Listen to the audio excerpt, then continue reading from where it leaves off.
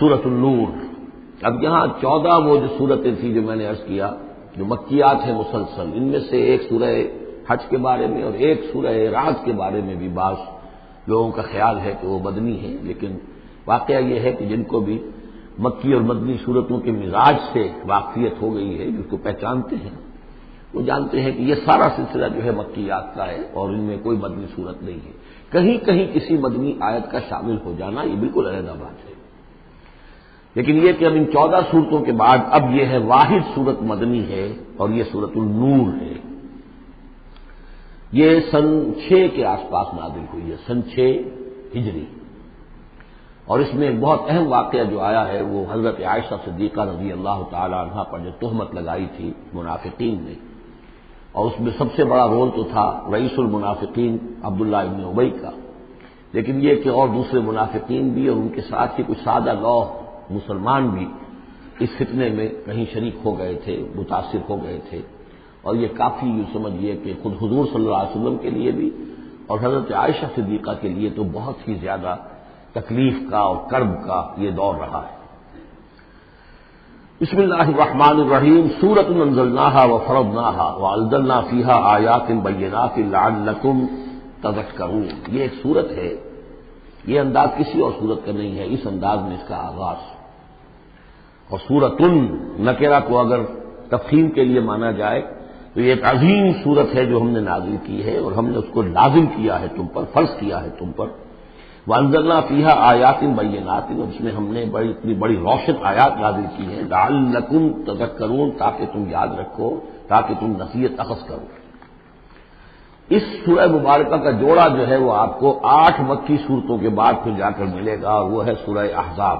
ان دونوں میں بڑی گہری مناسبت ہے اور تقریباً حجم بھی برابر ہے، دونوں 9 رکوعوں پر مشتمل ہیں، اگرچہ اس کی آیات جو ہیں یہ چونکہ بعد میں نازل ہوئی ہے تو 9 رکوع 64 آیات میں ہے، وہاں 9 رکوع 73 آیات میں ہے، وہ پہلے نازل ہوئی، وہ سن 5 میں نازل ہوئی، یہ سن 6 میں نازل ہوئی، لیکن دونوں میں آیت نمبر 35 سورہ احزاب کی بھی سورہ نور کی بھی نہایت اہم ہے، ایمان کی حقیقت اور اسلام کی کیفیات کے بارے میں۔ الزانیۃ والزانی فاجلدوا كل واحد منهما 100 جلدہ، زنا کرنے والی عورت ہو خواہ زنا کرنے والا مرد ہو، ہر ایک کو ان میں سے 100 کوڑے مارے جائیں۔ ولا تأخذكم بهما رأفة في دین اللہ، اور تمہیں اللہ کے اس دین کے معاملے میں نہ روک دے کوئی شے ان کے اوپر مہربانی کے راستے سے، نہ تمہیں روک لے پکڑ لے، لا تأخذكم بهما، ان کے ساتھ نرمی اور ان کے ساتھ شفقت، فی دین اللہ، اللہ کے دین میں، یہ اللہ کا دین ہے، اللہ کی شریعت ہے، یہ اللہ کی حد ہے، اور اس حد کے اجرا میں کسی کی ہمدردی، کسی کے ساتھ تمہارا تعلق، تمہاری دل کی نرمی، تمہاری شفقت یہ کہیں آڑے نہ آ جائے۔ ان کنتم تؤمنون باللہ والیوم الآخر، اگر تم ایمان رکھتے ہو اللہ پر اور یوم آخر پر۔ یہ جو حد ہے یہ ہے اصل میں زانی زانیہ غیر شادی شدہ اس کے لیے 100 کوڑے ہیں، یہ حد ہے جو قرآن میں آئی ہے۔ زانی اور زانیہ اگر شادی شدہ ہے تو اس کی حد قرآن میں نہیں ہے، لیکن وہ سنت رسول صلی اللہ علیہ وسلم سے ثابت ہے، اور شریعت اسلامی کا چونکہ جو اس کی سورسز ہیں، اس کی ایک بنیاد ہے اللہ کی کتاب، اور دوسری بنیاد جو انڈیپینڈنٹلی قرآن مجید سے آزاد ہو کر ایک مستقل بنیاد ہے، مستقل سورس ہے، وہ سنت رسول ہے صلی اللہ علیہ وسلم۔ تو رجم کا جو حکم ہے وہ سنت سے ہے، اور جیسا کہ میں آپ کو بتا چکا ہوں اصل میں یہ اس قاعدہ کلیہ کے تحت ہے کہ سابقہ شریعت میں، شریعت موسوی میں بعض احکام وہ تھے کہ جن کی نفی نہیں آئی ہے، انہیں جو قتل نبی اکرم صلی اللہ علیہ وسلم نے اس امت کے اندر بھی جاری رکھا ہے۔ ان میں سے یہ 2 حکم جو ہے بہت اہم ہے، ایک قتل مرتد کا حکم ہے اور دوسرے زانی اور زانیہ جو شادی شدہ ہو اس کے سنسار کیے جانے کا حکم ہے۔ وَلْيَشْهَدْ عَذَابَهُمَا طَائِفَةٌ مِّنَ الْمُؤْمِنِينَ، اور چاہیے کہ جب انہیں یہ حد جاری کی جا رہی ہو، سزا دی جا رہی ہو، تو اس وقت موجود رہیں اور دیکھیں کچھ لوگ اہل ایمان میں سے، یعنی یہ پبلک میں ہو، اس لیے کہ اصل میں جو فلسفہ ہے اسلام میں جو سزاؤں کا اور تعزیرات کا حدود کا، وہ ڈیٹرنٹ کا ہے کہ ایسی سزا ہو کہ جس سے بہت سو کو عبرت ہو جائے۔ اگر آپ نے علیحدہ جا کر کہیں کمرے کے اندر کسی کو پھانسی دے دی تو ٹھیک ہے، لوگوں کو پتہ چلا کہ مر گیا، ویسے بھی مر جاتے ہیں لوگ، حادثے میں مر جاتے ہیں، فوت ہو جاتے ہیں، لیکن یہ ہے کہ اگر سر عام دار پر لٹکایا گیا ہو تو اب کتنے لوگوں کو، دیکھنے والوں کو عبرت ہوگی اور ہوش ٹھکانے آ جائیں گے۔ تو یہ فلسفہ ہے اسلام کا کہ تاکہ ایک آدمی کو سزا دی جا رہی ہو تو ہزاروں کو اس سے عبرت آئے۔ الزانی لا ينكح الا زانیۃ او مشرکۃ، کسی زانی شخص کے لیے روا نہیں ہے کہ وہ شادی کرے مگر کسی زانیہ عورت سے یا مشرکہ سے۔ یہ کسی قانون کے درجے میں بات نہیں ہے، بلکہ یہ ایک اخلاقی طور پر گویا کہ تعلیم دی جا رہی ہے کہ زانی لوگ تو ان کا حال تو ایسا ہے کہ انہیں تو مستحق اگر ہے تو شادی کے کسی زانیہ سے یا مشرک سے۔ والزانیۃ لا ينكحها، اور زانی عورت ہو تو وہ بھی اس لائق نہیں ہے کہ اس سے کوئی نکاح کرے مگر صرف بدکار مرد یا مشرک۔ وحرم ذلک علی المؤمنین، اور یہ دونوں جو ہیں زانی مرد اور زانی عورتیں یہ تو حرام کر دی گئی ہیں مومنین کے حق میں، الا یہ کہ کوئی توبہ کرے، جو بھی ہے معاملہ وہ علیحدہ ہے سے۔ والذین یرمون المحصنات ثم لم یاتوا باربعۃ شہداء، اور جو لوگ جو خاندانی عورتیں ہوں، حفاظت میں ہوں کسی خاندان کی اور نکاح کے وہ قید میں ہوں، چاہے نکاح کے قید میں ہوں تو ڈبل احسان ہو گیا کہ خاندانی بھی ہے اور دوسرے یہ کہ نکاح کی قید میں بھی ہے، نکاح کی حفاظت بھی انہیں حاصل ہے۔ نہیں تو یہ کہ اگر غیر شادی شدہ ہے لیکن کسی شریف خاندان سے ہے، آزاد خاندان سے ہے، اگر ان کی عورتوں میں کوئی شخص جو ہے ان پر عیب لگائے، زنا کا الزام لگائے اور پھر وہ نہ لا سکے، ثم لم یاتوا باربعۃ شہداء، 4 شہید نہ لا سکے، فجلدوہم، تو پھر اب ان کو کوڑے مارو، 80 جلدہ، 80 کوڑے، 80 دبرے۔ ولا تقبلوا لهم شہادۃ ابدا، اور ان کی شہادت اب کبھی آئندہ قبول نہ کرو۔ واولئک هم الفاسقون، اور یقیناً یہی لوگ فاسق اور نافرمان ہیں۔ یعنی زنا کا الزام اگر لگایا جا رہا ہو تو پھر جو الزام لگانے والا ہے اسے 4 گواہ چشمدید پیش کرنے ہوں گے۔ اگر وہ 4 چشمدید گواہ پیش نہیں کر سکتا تو گویا کہ اب یہ قذف کہلائے گا کہ اس نے ایک الزام لگایا ہے جس پر ثابت نہیں کر سکا، لہذا اس جرم کی سزا 80 کوڑے، کتنے قریب چلا گیا ہے۔ اور اس میں حکمت یہ معلوم ہوتی ہے کہ اگر فرض کیجئے کسی معاشرے میں، مسلمان معاشرے میں کسی لوگوں سے غلطی ہو گئی ہے، اس غلطی کا چرچا نہیں ہونا چاہیے الا یہ کہ اس کے لیے ثبوت موجود ہو کہ اسے کیفر کردار تک پہنچایا جا سکے۔ اگر تو ثبوت اتنا ہے کہ سزا دی جا سکے تو ضرور، لیکن اگر نہ ہو تو خاموش رہو، ورنہ یہ کہ خامخواہ برائی کا چرچا ہو جائے گا جبکہ اس کا سد باب ممکن نہیں ہے، اس کی سزا دینی ممکن نہیں ہے، تو اس میں سکوت جو ہے وہ بہتر ہے۔ الا الذین تابوا، سوائے ان کے کہ جو توبہ کر لیں بعد ذالک، اس کے بعد وہ اصلاح و اصلاح کر لیں، یعنی یہ کہ کبھی کسی زمانے میں ان سے یہ غلطی ہو گئی تھی، انہوں نے کوئی تہمت لگائی تھی زنا کی اور 4 گواہ پیش نہیں کر سکے، طویل عرصے تک جو ہے ان کی گواہی پھر کسی بھی اسلامی عدالت میں قبول نہیں کی گئی، لیکن بعد میں ان کی روش ایسی رہی ہے، رویہ ایسا رہا ہے، انہوں نے اصلاح کر لی ہے، توبہ کر لی ہے، اب وہ قابل اعتماد ہیں، تو یہ جو معاملہ ہے اس کو سے ختم ہو جائے گا، ان کی گواہی بعد میں قبول کی جا سکے گی۔ فإن اللہ غفور الرحیم، تو اللہ غفور الرحیم ہے۔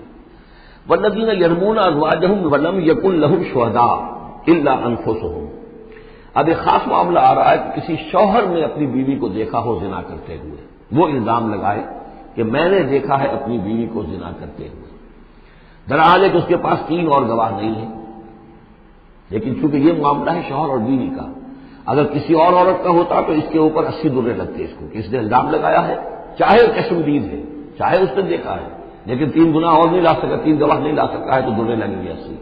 لیکن معاملہ کیونکہ بیوی کا ہے، اس کے لیے خاص قانون ہے، اس کو لعان کہتے ہیں۔ وہ یہ ہے کہ والذین یرمون ازواجہم، جو الزام لگائیں زنا کا اپنی بیویوں پر، ولم یکن لہم شہداء، اور ان کے پاس گواہ موجود نہ ہو، الا انفسہم، سوائے ان کی اپنی جانوں کے، انہوں نے خود دیکھا ہے، فشہادۃ احدہم 4 شہادات باللہ، تو یہ ایک شخص کی گواہی بھی 4 گواہیاں شمار کی جائیں گی جبکہ وہ قسم کھائے اللہ کی، انہ لمن الصادقین، کہ وہ سچا ہے، حلفیہ بیان کرے۔ والخامسۃ، اور 5ویں بات یہ کہ وہ یہ کہے کہ ان لعنت اللہ علیہ ان کان من الکاذبین، کہ اگر میں جھوٹا ہوں تو مجھ پر اللہ کی لعنت ہے۔ 4 مرتبہ قسم کھا کر گواہی دینا گویا کہ وہ 4 گواہوں کی گواہی کے قائم مقام ہو جائے گا، جبکہ پھر وہ یہ بھی کہے کہ اگر میں جھوٹا ہوں تو اللہ کی لعنت مجھ پر ہو، لعنت اللہ علی الکاذبین ان کان من الکاذبین۔ وَيَدْرَوْا عَنْهَا الْعَذَابَ، اب عورت کیا کرے گی جس کے اوپر اس کی بیوی جو ہے اس پر جو الزام لگایا گیا ہے، اگر وہ اس پر سے عذاب ٹل جائے گا، ٹل جائے گی سزا اور یہ حد عورت سے، ان تشہد 4 شہادات باللہ، کہ وہ بھی قسم 4 مرتبہ کھائے اللہ کی، انہ لمن الکاذبین کہ یہ میرا شوہر جو مجھ پر الزام لگا رہا ہے جھوٹا ہے. اول خامسہ اور پانچویں بات وہ یہ کہے ان غضب اللہ علیہا ان کان من الصادقین کہ اگر میرا یہ شوہر اس الزام میں سچا ہے تو مجھ پر اللہ کا غضب آئے. اس انداز میں پھر یہ کہ عورت کے اوپر پھر حد جاری نہیں ہوگی. اور اگر شوہر کے 4 قسمیں کھا کر الزام لگانے اور پھر یہ کہ اللہ تعالیٰ کی لعنت اپنے اوپر طلب کرنے اگر جھوٹا ہو، اس کے بعد اگر بیوی خاموش رہتی ہے، وہ جوابی طور پر قسم نہیں کھاتی 4 اور نہ یہ کہتی ہے کہ اگر یہ سچا ہو تو مجھ پر اللہ کا غضب ہو، تو پھر اس پر حد جاری ہو جائے گی. لیکن اگر وہ بھی قسم کھا لے 4 قسمیں اور یہ کہ ساتھ ہی یہ بھی کہے کہ اگر یہ سچا ہو اور واقعی اس کا الزام درست ہو مجھ پر تو مجھ پر اللہ کا غضب نازل ہو جائے، تو پھر یہ کہ عذاب ٹل جائے گا، دنیا کی سزا اسے نہیں ملے گی. وَلَوْلَا فَضْلُ اللَّهِ عَلَيْكُمْ وَرَحْمَتُهُ اور اگر اللہ کا فضل اور اس کی رحمت تمہارے شامل حال نہ ہوتی وَأَنَّ اللَّهَ تَوَّابٌ رَحِيمٌ تو گویا کہ یہاں پہ محذوف ہے کہ اگر اللہ فضل اور اس کی رحمت شامل حال نہ ہوتی تو تم بہت غلط راستے پر پڑ جاتے، تم کوئی بہت بڑا قدم اٹھا دیتے. وہ جو بھی واقعہ اب آگے آ رہا ہے یہ اس کے لیے تمہید ہے. وَأَنَّ اللَّهَ تَوَّابٌ حَكِيمٌ یقیناً اللہ تعالیٰ بہت توبہ کا قبول فرمانے والا اور حکمت والا ہے. إِنَّ الَّذِينَ جَاءُوا بِالْإِفْكِ عُصْبَةٌ مِّنكُمْ جن لوگوں نے یہ طوفان اٹھایا ہے، جن لوگوں نے تہمت تراشی ہے حضرت عائشہ صدیقہ رضی اللہ تعالی عنہا پر، یہ تمہارا ہی ایک گروہ ہے، تم ہی میں سے ہیں. لا تحسبوه شرا لکم اسے تم اپنے لیے برا نہ سمجھو بل ہوا خیر لکم بلکہ یہ بھی تمہارے لیے خیر ہے. اس کے ذریعے سے اللہ تعالیٰ تمہارے سامنے اب اس سبن میں ہدایات دے گا، قوانین بتا دے گا، شریعت کے جو احکام ہیں وہ نازل ہو رہے ہیں. اس کے لیے گویا کہ یہ واقعہ جو ہے ایک تقریب بن گیا، ایک ذریعہ بن گیا. واقعہ اچھی طرح نوٹ کر دیجئے کہ غزوہ بنی مصطلق میں حضور سن 6 کا ہے یہ واقعہ، ہجری کا تشریف لے گئے تھے. جب وہاں سے واپس آ رہے تھے تو جہاں رات کو ایک جگہ پر قیام تھا اور حضرت عائشہ صدیقہ جو ہے ایک ہودج میں علیحدہ ہوتی تھی، جیسے جس کو کہ اٹھا کر جو لوگ آتے تھے حمال وہ اٹھا کر اسے اونٹ پر رکھ دیتے تھے اور جہاں پر پڑا ہوا وہ ہودج اونٹ پر سے اتار کر نیچے رکھ دیا. تو رات کو کہیں قضائے حاجت کے لیے نکلی، پیشاب وغیرہ کی حاجت ہوئی، وہ کہیں گئی، وہاں کو دیر لگ گئی اور دیکھا واپس آ کر تو کہیں ہار اپنا گر گیا تھا. اس ہار کو دیکھنے کے لیے واپس نہیں. اتنی دیر میں وہ حمال آئے اور حضرت عائشہ بہت دبلی پتلی تھی، انہیں اندازہ نہیں ہوا کہ اس ہودج میں اس وقت ام المومنین موجود نہیں ہے. انہوں نے اٹھایا اور وہ کوچ کا وقت ہو گیا تھا، اونٹ کے اوپر رکھا اور قافلہ چل گیا. اب یہ آئیں واپس، اب دیکھا کہ وہ تو قافلہ جا چکا ہے. ہکا بکا کیا کریں، تنہا ہے، رات کا وقت ہے. اس وقت انہوں نے بڑی عقلمندی سے کام لیا کہ اب اگر میں قافلے کے پیچھے دوڑی چلی تو پتہ نہیں میں کسی غلط راستے پر مڑ جاؤں اور پھر وہ تلاش بھی نہیں کر سکیں گے مجھے، تو بہتر یہ کہ میں یہیں پر بیٹھی رہوں تاکہ انہیں جب بھی خیال ہوگا کہ اس ہودج کے اندر جو ہے ام المومنین عائشہ صدیقہ موجود نہیں ہے تو وہ تلاش میں پھر یہیں آئیں گے. تو وہاں بیٹھی ہوئی تھی، رات کا وقت تھا، نیند آ گئی، سو گئی. اس سے آپ کا چہرہ بھی کھل گیا. تو ایک صاحب تھے صحابہ میں سے صفوان ابن معطل، ان کی ڈیوٹی یہ ہوتی تھی کہ وہ لشکر کے پیچھے پیچھے چلتے تھے. لشکر چل رہا ہے تو ذرا فاصلے سے کہ کہیں کوئی گری پڑی چیز رہ گئی ہو، کہیں کوئی بیمار ہو وہ چل نہ پایا ہو لشکر کے ساتھ رہ گیا ہو پیچھے، تو پیچھے وہ دیکھ بھال کرتے ہوئے آتے تھے. انہیں دور سے نظر آیا کہ یہاں کوئی لکڑی سی پڑی ہے کوئی، تو جا کر دیکھا، حضرت عائشہ کو پہچان لیا. اور وہ کہتے ہیں کہ میں نے اس لیے پہچان لیا کہ حجاب کی آیت کے نازل ہونے سے پہلے میں نے انہیں دیکھا تھا. حجاب کی آیت نازل ہوئی ہے سورہ احزاب میں. سورہ احزاب 1 سال پہلے نازل ہو چکی ہے. تو جب تک حجاب کی آیت نہیں آئی تھی، ظاہر بات ہے کہ وہاں پردہ نہیں تھا، کوئی نقاب نہیں اوڑھتی تھی خواتین اور نہ امہات المومنین، لہذا پہچانتے تھے. تو وہ چونکہ چہرہ کھلا ہوا تھا ام المومنین کا تو انہوں نے کہا انا للہ و انا الیہ راجعون. یہ الفاظ جو کہے تو حضرت عائشہ کی آنکھ کھل گئی اور وہ پھر اٹھ کر بیٹھی. انہوں نے اپنا کپڑا درست کیا، لیکن پھر انہوں نے یہ کیا صفوان ابن معطل نے کہ اپنا اونٹ بٹھا دیا خاموشی کے ساتھ. حضرت عائشہ اس پر سوار ہو گئی اور وہ آگے اس کی وہ نکیل پکڑ کر وہ چلتے گئے اور قافلے میں پہنچ گئے. وہاں عبداللہ ابن ابی نے شور مچا دیا کہ خدا کی قسم تمہارے نبی کی یہ بیوی جو بچ کر نہیں آئی ہے. مطلب یہ کہ یہ تو اب یہ معاملہ جو رہا ہے، تنہائی رہی ہے، علیحدہ رہے ہیں، تو گویا کہ زنا کا معاملہ ہو گیا ہے. یہ اس کی جو بھی اس کی گندی سوچ تھی. ظاہر بات ہے کہ مکھی تو گندگی پر بیٹھتی ہے، اس کو تلاش رہتی ہے گندگی کی. اس کے لیے تو یہ ایک موقع مل گیا اسکینڈل اٹھانے کا. یہ اسکینڈل بڑھتے بڑھتے ایک طوفان بن گیا اور اس میں بعض جو ہے بہت ہی مخلص لوگ بھی، حضرت حسان بن ثابت رضی اللہ تعالیٰ عنہ جو دربار نبوی کے گویا کہ سرکاری شاعر تھے، ان کا بھی معاملہ اس کے اندر ایسا ہو گیا کہ وہ بھی ملوث ہو گئے. تو یہ ہے واقعہ عفق کا. لیکن اس کے بعد قرآن مجید میں پھر یہ آیات نازل ہوئی، اللہ تعالیٰ نے برات کر دی، اور پھر یہ کہ ان کی پاک دامنی اور پاک بازی جو ہے وہ ثابت ہو گئی، اور اس کے بعد یہ معاملہ رفع دفع ہو گیا۔ ان الذین جاؤوا بالافک عصبۃ منکم لا تحسبوه شرا لکم بل هو خیر لکم لکل امرئ منهم ما اکتسب من الاثم، اس میں جس شخص نے بھی جو گناہ کمایا ہے وہ اس کو مل جائے گا، اس کے حصے میں درج ہو جائے گا۔ والذی تولی کبرہ، اور جس نے اس کا سب سے بڑا حصہ وصول کیا، یہ ہے عبداللہ ابن ابی جس نے اسکینڈل اٹھایا اور اسے بڑی قوت کے ساتھ، شدت کے ساتھ پھیلایا۔ والذی تولی کبرہ منہم لہ عذاب عظیم، اس کے لیے تو پھر بہت بڑا عذاب ہے۔ لولا اذ سمعتموہ، مسلمانوں تمہیں کیا ہو گیا، کیوں نہ ایسا ہوا کہ جب تم نے یہ سنا تھا، ظن المؤمنون والمؤمنات بانفسہم خیرا، تو مومن مرد اور مومن عورتیں اپنے بارے میں اچھا گمان کرتی، یعنی یہ کہ حضرت عائشہ کے بارے میں ان کے بارے یہ گمان ہونا چاہیے تھا، انہیں فوراً کہہ دینا چاہیے تھا، وقالوا ھذا افک مبین، اور وہ کہتے فوراً کہ یہ تو کوئی بہت بڑی تہمت ہے۔ لولا جاؤوا علیہ باربعۃ شہداء، کیوں نہیں وہ لے کر آئے 4 گواہ، اگر تو ان کے پاس گواہ تھے یہ بات کہنے کے لیے تب تو زبان کھولنی چاہیے تھی، اگر 4 گواہ نہیں تھے تو انہیں زبان بند رکھنی چاہیے تھی۔ فَإِذْ لَمْ تَأْتُوا بِالشُّهَدَاءِ، اس لیے کہ یہ 4 گواہوں والی آیت جو ہے یہ سورہ نساء میں اتر چکی تھی، سورہ نساء سن 4 میں آ چکی ہے، وہ ابتدائی احکام جو تھے کہ 4 گواہ ہونے چاہیے اس معاملے کے اندر، یہ آیت سورہ نساء میں آ چکی ہے۔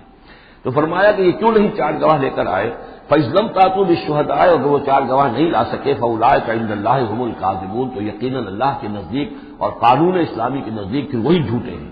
وَلَوْلَا فَضْلُ اللَّهِ عَلَيْكُمْ وَرَحْمَتُهُ، اور اگر نہ ہوتا اللہ کا فضل اور اس کی رحمت تمہارے شامل حال سے دنیا والآخرہ، دنیا میں اور آخرت میں بھی، لَمَسَّكُمْ فِيمَا أَفَضْتُمْ، تو تم پر پڑتی اس چیز پر کہ جس کا چرچا تم نے کیا ہے، عذاب عظیم، بہت بڑا عذاب۔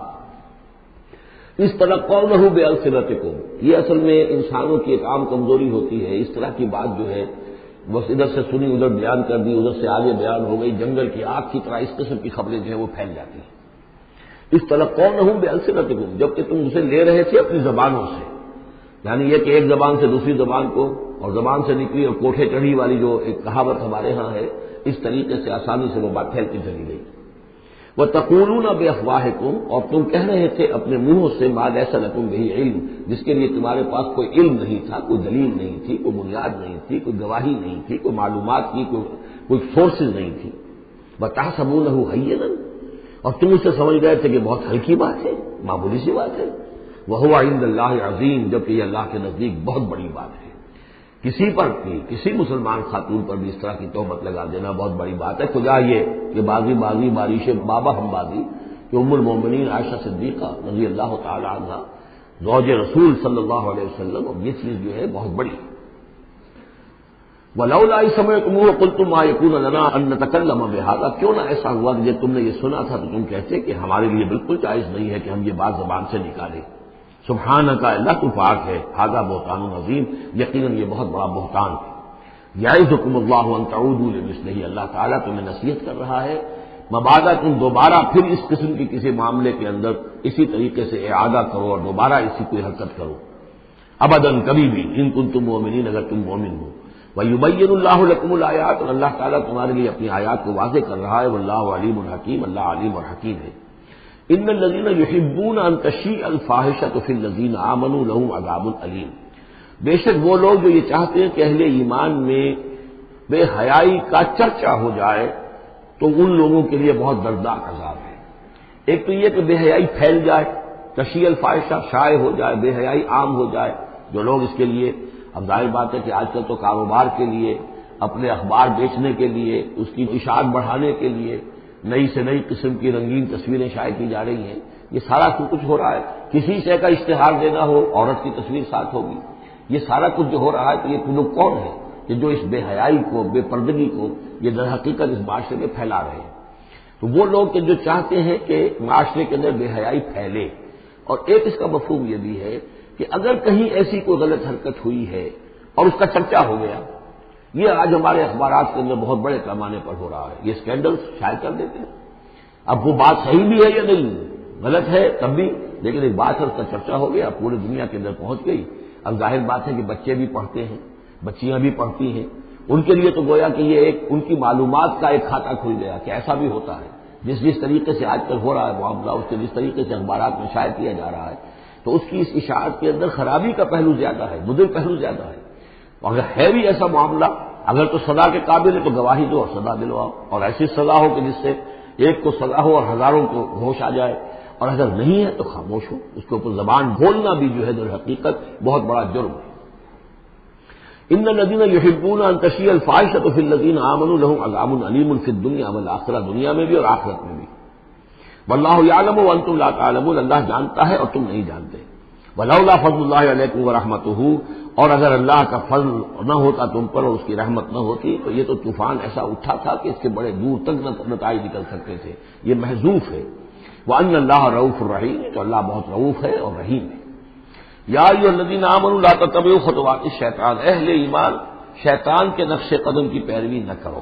ومن یتبع خطوات الشیطان، جو کوئی بھی شیطان کے نقوش پا کی پیروی کرے گا فإنہ یأمر بالفحشاء والمنکر، تو شیطان تو اسے حکم دے گا، وہ تو حکم دیتا ہے بے حیائی کا اور منکر کا، بری بات کا۔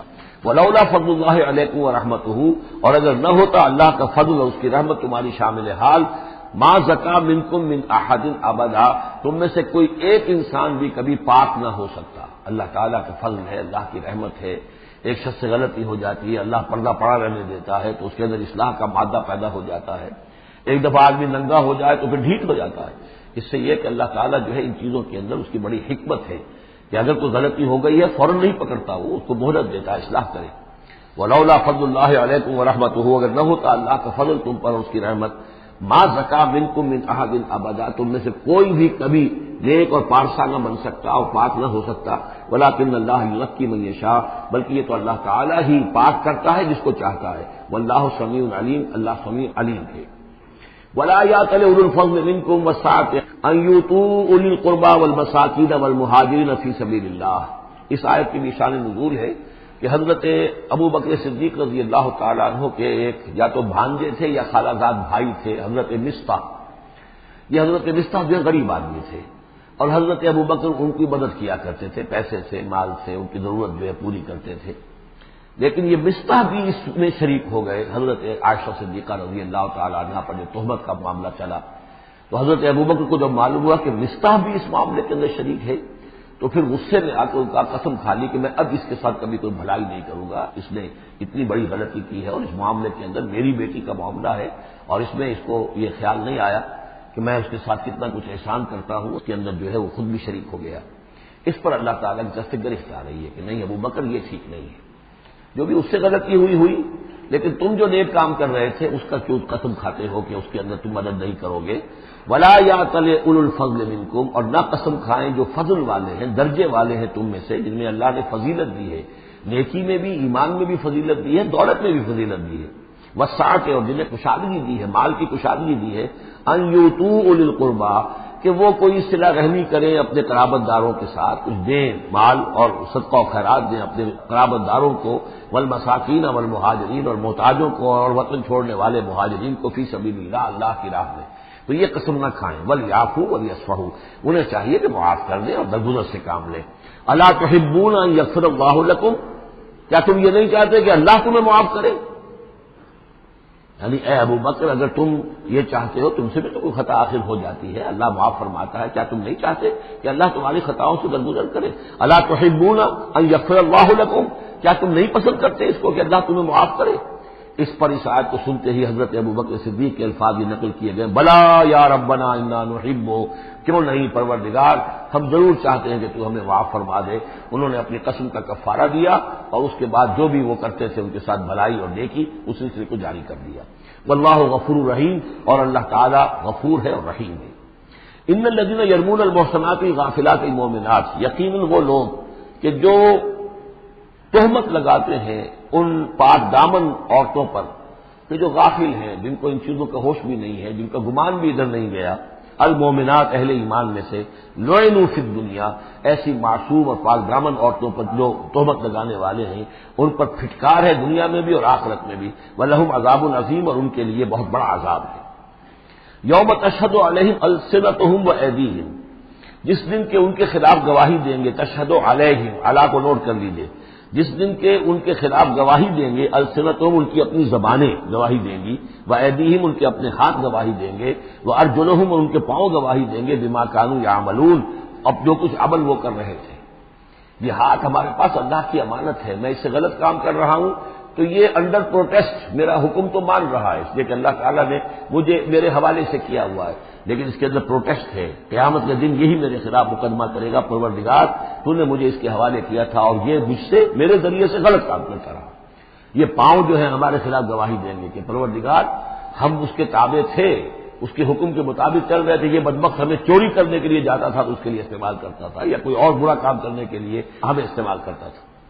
یومئذ یوفیہم اللہ دینہم الحق، اس دن اللہ تعالی ان کا پورا پورا بدلہ ان کو دے دے گا۔ یہ دین کے لفظ کو یہاں نوٹ کیجئے، دین بدلے کو کہتے ہیں، دین مالک یوم الدین، جزا و سزا کے دن کا مالک، بدلے کا دن۔ وَيَعْلَمُونَ أَنَّ اللَّهَ هُوَ الْحَقُّ الْمُبِينُ، اور وہ جان لیں گے کہ اللہ تعالیٰ ہی ہے الحق، سچا اور ہر بات کو کھول کر بیان کر دینے والا۔ الخبیثات للخبیثین والخبیثون للخبیثات، ناپاک عورتیں ناپاک مردوں کے لیے ہیں اور ناپاک مرد ناپاک عورتوں کے لیے ہیں، اور طیبات والطیبات للطیبین والطیبون للطیبات، اور ستھرے اور پاک باز جو خواتین ہیں وہ پاک باز مردوں کے لیے ہیں، اور پاک باز جو مرد ہیں وہ پاک دامن خواتین کے لیے ہیں۔ اولئک مبرؤون مما یقولون، یہ لوگ بری ہیں ان چیزوں سے کہ جو لوگ کہتے ہیں۔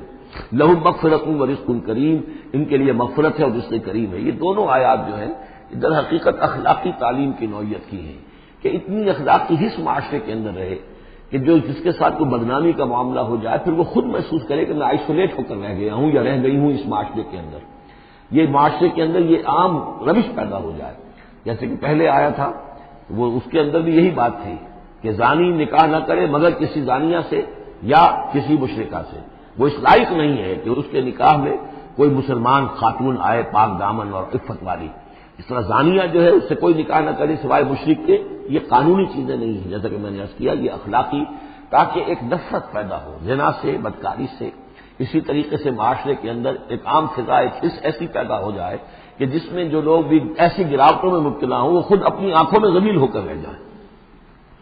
یا ایھا الذین آمنوا لا تدخلوا بیوتا غیر بیوتکم حتی تستأنسوا، اب اس حوالے سے بہت سے جو احکام آ رہے ہیں، یہ سورہ نور اور سورہ احزاب ان دونوں میں معاشرتی احکامات ہیں۔ معاشرتی احکامات میں خاص طور پر وہ جو ایک آیت آئی ہے سورہ بنی اسرائیل میں، وَلَا تَقْرَبُوا الزِّنَا إِنَّهُ كَانَ فَاحِشَةً وَسَاءَ سَبِيلًا، اس زنا کا سد باب کرنے کے لیے اسلام کے معاشرتی نظام میں بہت دور دور تک اقدامات کیے گئے ہیں۔ قریب مت جاؤ زنا کے، یعنی زنا کو ایریڈیکیٹ کرنا معاشرے میں یہ ایک بہت بڑا آبجیکٹو ہے، اور اس کے لیے دور دور تک اقدامات، مثلا پردہ ہے، سطر ہے، لباس کے احکام دیے گئے ہیں، معاشرہ جو ہے ہمارا جو ہے وہ مکسڈ سوسائٹی نہ ہو، مخلوط معاشرہ نہ ہو، مردوں کی ذمہ داریاں علیحدہ ہیں، عورتوں کی علیحدہ ہیں، معاشرہ جو ہے سیگریگیٹڈ ہو، مردوں اور عورتوں کے درمیان اختلاط نہ ہو۔ یہ ساری چیزیں کس کے لیے ہیں؟ یہ اسی لیے ہے کہ یہ در حقیقت اس قدر شدید کشش ہے مرد اور عورت کے اندر، یہ اللہ نے جو دو جنسیں بنائی ہیں، اور اس میں یقیناً جو سیکس کا معاملہ اتنا پوٹنٹ موٹو ہے کہ اس کو اگر پوری طریقے سے جیسے گھوڑا بہت منہ زور ہو تو اسے بہت باندھ کر رکھنا پڑے گا اور بڑا اس کو کنٹرول کرنے کے لیے محنت کی ضرورت ہے، اسی طریقے سے اس سیکس کو ڈسپلن کرنا اور صحیح انداز میں اس کو جو ہے ہارنس کرنا، اور اس کے لیے یہ ہے کہ غلط راستوں سے اس کو بچانا، اس کے لیے بڑے دور دور تک احکام دیے گئے، اور یہ پورا معاشرتی نظام اسلام کا اسی بنیاد پہ قائم ہے۔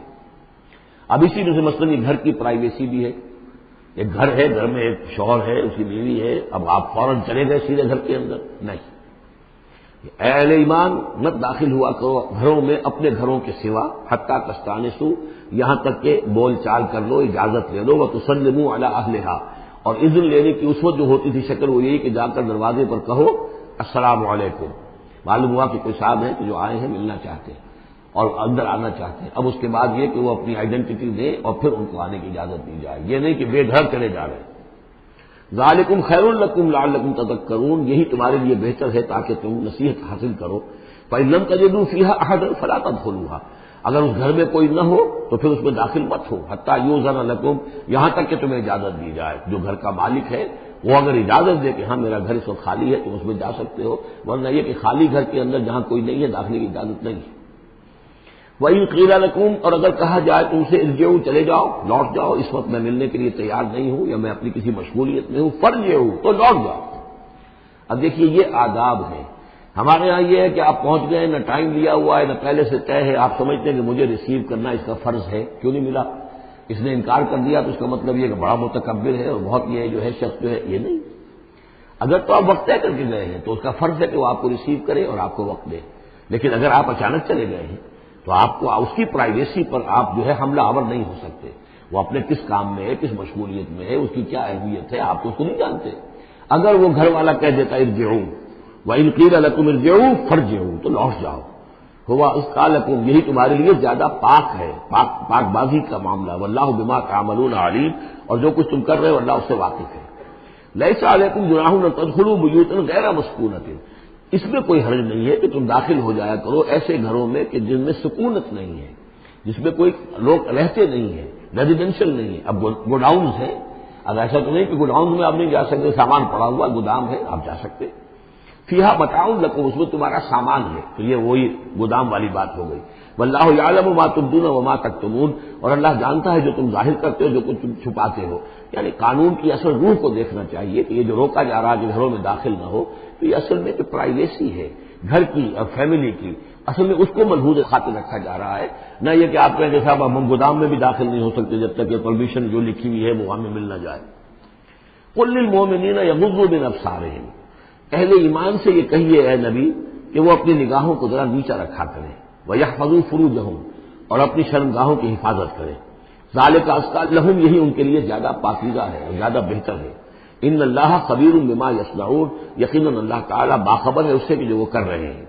وَقُل لِّلْمُؤْمِنَاتِ يَغْضُضْنَ مِنْ أَبْصَارِهِنَّ، اسی طرح مومن عورتوں سے بھی کہہ دیجیے وہ بھی اپنی نگاہیں نیچی رکھا کریں، وَيَحْفَظْنَ فُرُوجَهُنَّ، وہ بھی اپنے سطر کو پوری طریقے سے محفوظ رکھیں اور اپنی شرمگاہوں کی حفاظت کریں۔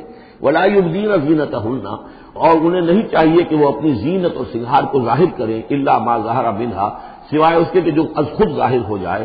وَلْيَضْرِبْنَ بِخُمُرِهِنَّ، اور چاہیے کہ وہ اپنے گریبانوں کے اوپر اپنی اوڑھنیوں کے بکل مار دیا کریں، بِخُمُرِهِنَّ عَلَى جُيُوبِهِنَّ، یہ خمرہن جمع ہے خمار کی، خمار کہتے ہیں اوڑھنی۔ ایک دوسرا لفظ جو ہے وہ آئے گا سورہ احزاب میں، ان دونوں الفاظ کو علیحدہ علیحدہ رکھیے۔ تو یہ ہے کہ اپنے گریبانوں کے اوپر گویا کہ یہ بھی پرانا ہمیشہ سے لباس، عورت کے لباس میں اوڑھنی بھی تھی اور عورت کے لباس میں چادر بھی تھی۔ چادر وہ لے کر نکلتی تھی جب گھر سے باہر جاتی تھی، اور اوڑھنی وہ رکھتی تھی جبکہ گھر کے اندر ہوتی تھی۔ یہی جو ہماری تہذیب کے اندر ہے، یہ عرب کی تہذیب میں پہلے بھی تھا۔ چہرے کا پردہ نہیں تھا عرب میں، چادر وہ لے کے جاتی تھی تو چادر اپنے اوپر ڈالتی تھی، اور مرد بھی چادر کے بغیر نہیں ہوتے تھے، نہ کوئی مرد بغیر چادر کے نہ عورت، بلکہ چادر ہی سے ایک شخص کا رتبہ معین ہوتا تھا۔ کسی کی چادر بڑی شاندار ہے، دوشالہ اوڑھا ہوا ہے، بہت قیمتی ہے، تو وہ بڑا آدمی ہے، وہ سردار ہے۔ کسی کے بیچارے کی جو ہے معمولی سی چادر ہے، اور اسی لیے اس حدیث میں آتا ہے کہ جو شخص تکبر کرتا ہے، الکبر ردائی، تکبر جو ہے وہ تو میری چادر ہے۔ اور یہ عرب میں یہ بڑا کسی شخص کی توہین کرنی ہوتی تھی، اس کی چادر گھسیٹتے تھے، گویا کہ اس کی عزت جو ہے اس کو کھینچ لیا ہے۔ تو اللہ فرماتا ہے کہ جو تکبر کرتا ہے وہ گویا میری چادر گھسیٹ رہا ہے میرے کندھے سے، اس درجے جو ہے اللہ تعالیٰ جو اس میں اپنی توہین محسوس کرتا ہے۔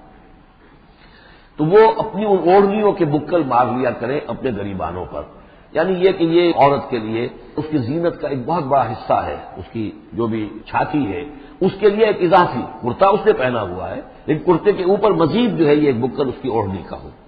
ولا یبدین زینتہن، اس کے سینے کے اوپر یہ اضافی ہو جائے گا، ولا یبدین زینتہن، اور نہ وہ ظاہر کریں اپنی زینت کو۔ اب یہ ہے جو محرموں کی فہرست آ رہی ہے جس کے سامنے عورت کھلے چہرے کے ساتھ آ سکتی ہے بلا حجاب، اور یہ اتنی طویل فہرست جو دی گئی ہے، آخر سوچنا چاہیے کہ اللہ تعالیٰ نے یوں ہی ایکسرسائز ان فیوٹیلٹی تو نہیں کی ہے۔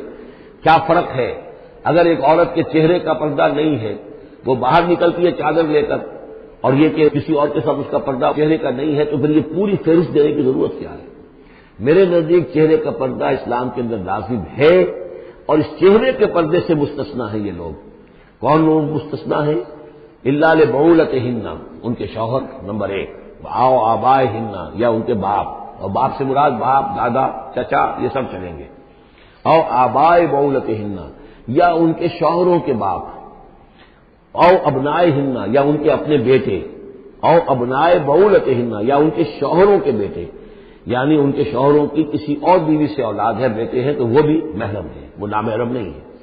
اور اخوانہن یا ان کے اپنے بھائی، اور بنی اخوانہن یا ان کے بھائیوں کے بیٹے، اور بنی اخواتہن یعنی یہ بھتیجے ہو گئے، اور بنی اخواتہن یا ان کے بھانجے، اور نسائہن یا ان کی عورتیں، اپنی عورتیں، جان پہچان کی عورتیں، عام عورتیں نہیں ہیں، نسائہن، او ما ملکت ایمانہن یا یہ کہ جو ان کے غلام اور ان کی لونڈیاں ہیں۔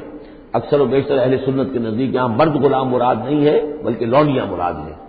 اب تابعین غیر اولی الاربۃ یا ایسے تابع لوگ جو کہ صرف خدمت گار ہیں، بعض اوقات ہوتا ہے خاندانی طور پر جو ہے وہ خدمت گار کرنے والے ہیں، باپ بھی کہیں ملازم تھا اسی گھر میں، اب اس کی اولاد بھی وہیں پر ہے، وہ بھی کام کر رہی ہے، بچپن سے وہیں پلے ہیں۔ ایسے لوگ ہوتے ہیں کہ جن کو واقعتاً پھر اس گھر کی خواتین سے اس طرح کا خیال کبھی نہیں آ سکتا کہ ان کے بارے میں وہ کوئی بری بات سوچے۔ ابھی تابعین غیر اولی الاربۃ یا وہ تابع کہ جو کہ کوئی غرض نہیں رکھتے اس قسم کے معاملات سے، من الرجال مردوں میں سے۔ ابھی الطفل الذین لم یظہروا علی عورات النساء یا وہ لڑکے کہ جو ابھی عورتوں کے جو مخفی معاملات ہیں ان سے واقف ہی نہیں، ابھی وہ جنسی جو بھی باتیں ہیں ان سے واقف نہیں ہیں۔ ولا یضربن، یہ اب یہ فہرست مکمل ہو گئی، یہ ہیں محرم لوگ جن کے سامنے عورت بغیر چہرے کے پردے کے آ سکتی ہے۔ باقی یہ کہ زینت جو خود بخود ظاہر ہو جائے، اب ظاہر ہے کہ آپ نے چادر بھی لی ہوئی ہے، کسی خاتون نے برقع بھی اوڑھا ہوا ہے، لیکن اب کسی کا قد ہے، ماشاءاللہ وہ قد ایسا ہے، سر قد ہے کوئی خاتون، تو وہ کہاں چھپائے گی اس قد کو؟ وہ تو ظاہر ہو جائے گا۔ جسم متناسب ہے، اب وہ جسم تو ظاہر ہو جائے گا۔ اس اعتبار سے ما ظہر منہا کو لوگوں نے لے لیا چہرے کے لیے، یہ بالکل غلط ہے۔ چہرے کا تو پردہ میرے نزدیک لازم ہے، اور یہ کہ باقی یہ کہ ان کے سامنے چہرے کے سمیت عورت آ سکتی ہے۔ باقی عورت جو ہے اپنے بیٹے کے سامنے بھی سوائے 3 اعضاء کے اور نہیں کھول سکتی، اپنے بھائی کے سامنے بھی نہیں کھول سکتی۔ چہرہ، یہ ہاتھ پونچھوں سے نیچے، اور پیر ٹخنوں سے نیچے، یہ جو 3 اعضاء ہیں یہ وہ ہیں کہ جو عورت کھلے رکھ سکتی ہے، اپنے وہ بیٹے کے سامنے بھی، بھائی کے سامنے بھی، اور جو بھی رشتے گرائے گئے ہیں۔ لیکن یہ کہ اس سے آگے پھر جو ہے معاملہ وہ پھر شوہر کا ہے، اس سے آگے یعنی لباس کا معاملہ جو ہے جس سے کہ عورت جو ہے وہ آزاد ہوگی، وہ صرف شوہر کے لیے۔ ولا یضربن بارجلہن لیعلم ما یخفین من زینتہن، اور نہ ایسا ہو کہ وہ اپنے پاؤں مار کر چلیں تو زیور جو ہے پاؤں میں پہنا ہوا اس کی جھنکار ہو تاکہ لوگوں جو ہے ادھر متوجہ ہو جائیں۔ لیعلم ما یخفین من زینتہن، تاکہ لوگوں کے علم میں آ جائے کہ کیا انہوں نے چیز چھپائی ہوئی ہے اپنی زینت میں سے، کیا زیورات پہنے ہوئے ہیں۔ وَتُوبُوا إِلَى اللَّهِ جَمِيعًا أَيُّهَا الْمُؤْمِنُونَ، اور اے اہل ایمان سب کے سب مل کر اللہ کی جناب میں توبہ کرو، لعلکم تفلحون، تاکہ تم فلاح پاؤ۔ وَأَنكِحُوا الْأَيَامَ مِنكُمْ، اور دیکھو اپنی بیواؤں کی شادیاں کر دیا کرو۔ وَالصَّالِحِينَ مِنْ عِبَادِكُمْ، یہ بھی اب ایک بہت اہم ہے بات۔ ہندوانہ ہمارا معاشرہ جو ہے وہ بیوہ کی شادی جو ہے وہ تو جائز بھی نہیں سمجھتا، یا بہت ہی یوں سمجھیے کہ اس کے نزدیک بہت ہی ناپسندیدہ بات ہے، اور ہمارے ہاں بھی یہ ہو گیا ہے۔ حالانکہ یہاں حکم ہے انکحوا الایام منکم، بیواؤں کی شادیاں کر دیا کرو۔ والصالحین من عبادکم و امائکم، اور تمہاری جو بانیاں ہوں، غلام ہوں، ان میں سے بھی جو سمجھدار ہوں، جن کے کردار کے بارے میں تمہیں اعتماد ہو، ان کی بھی شادیاں کر دیا کرو۔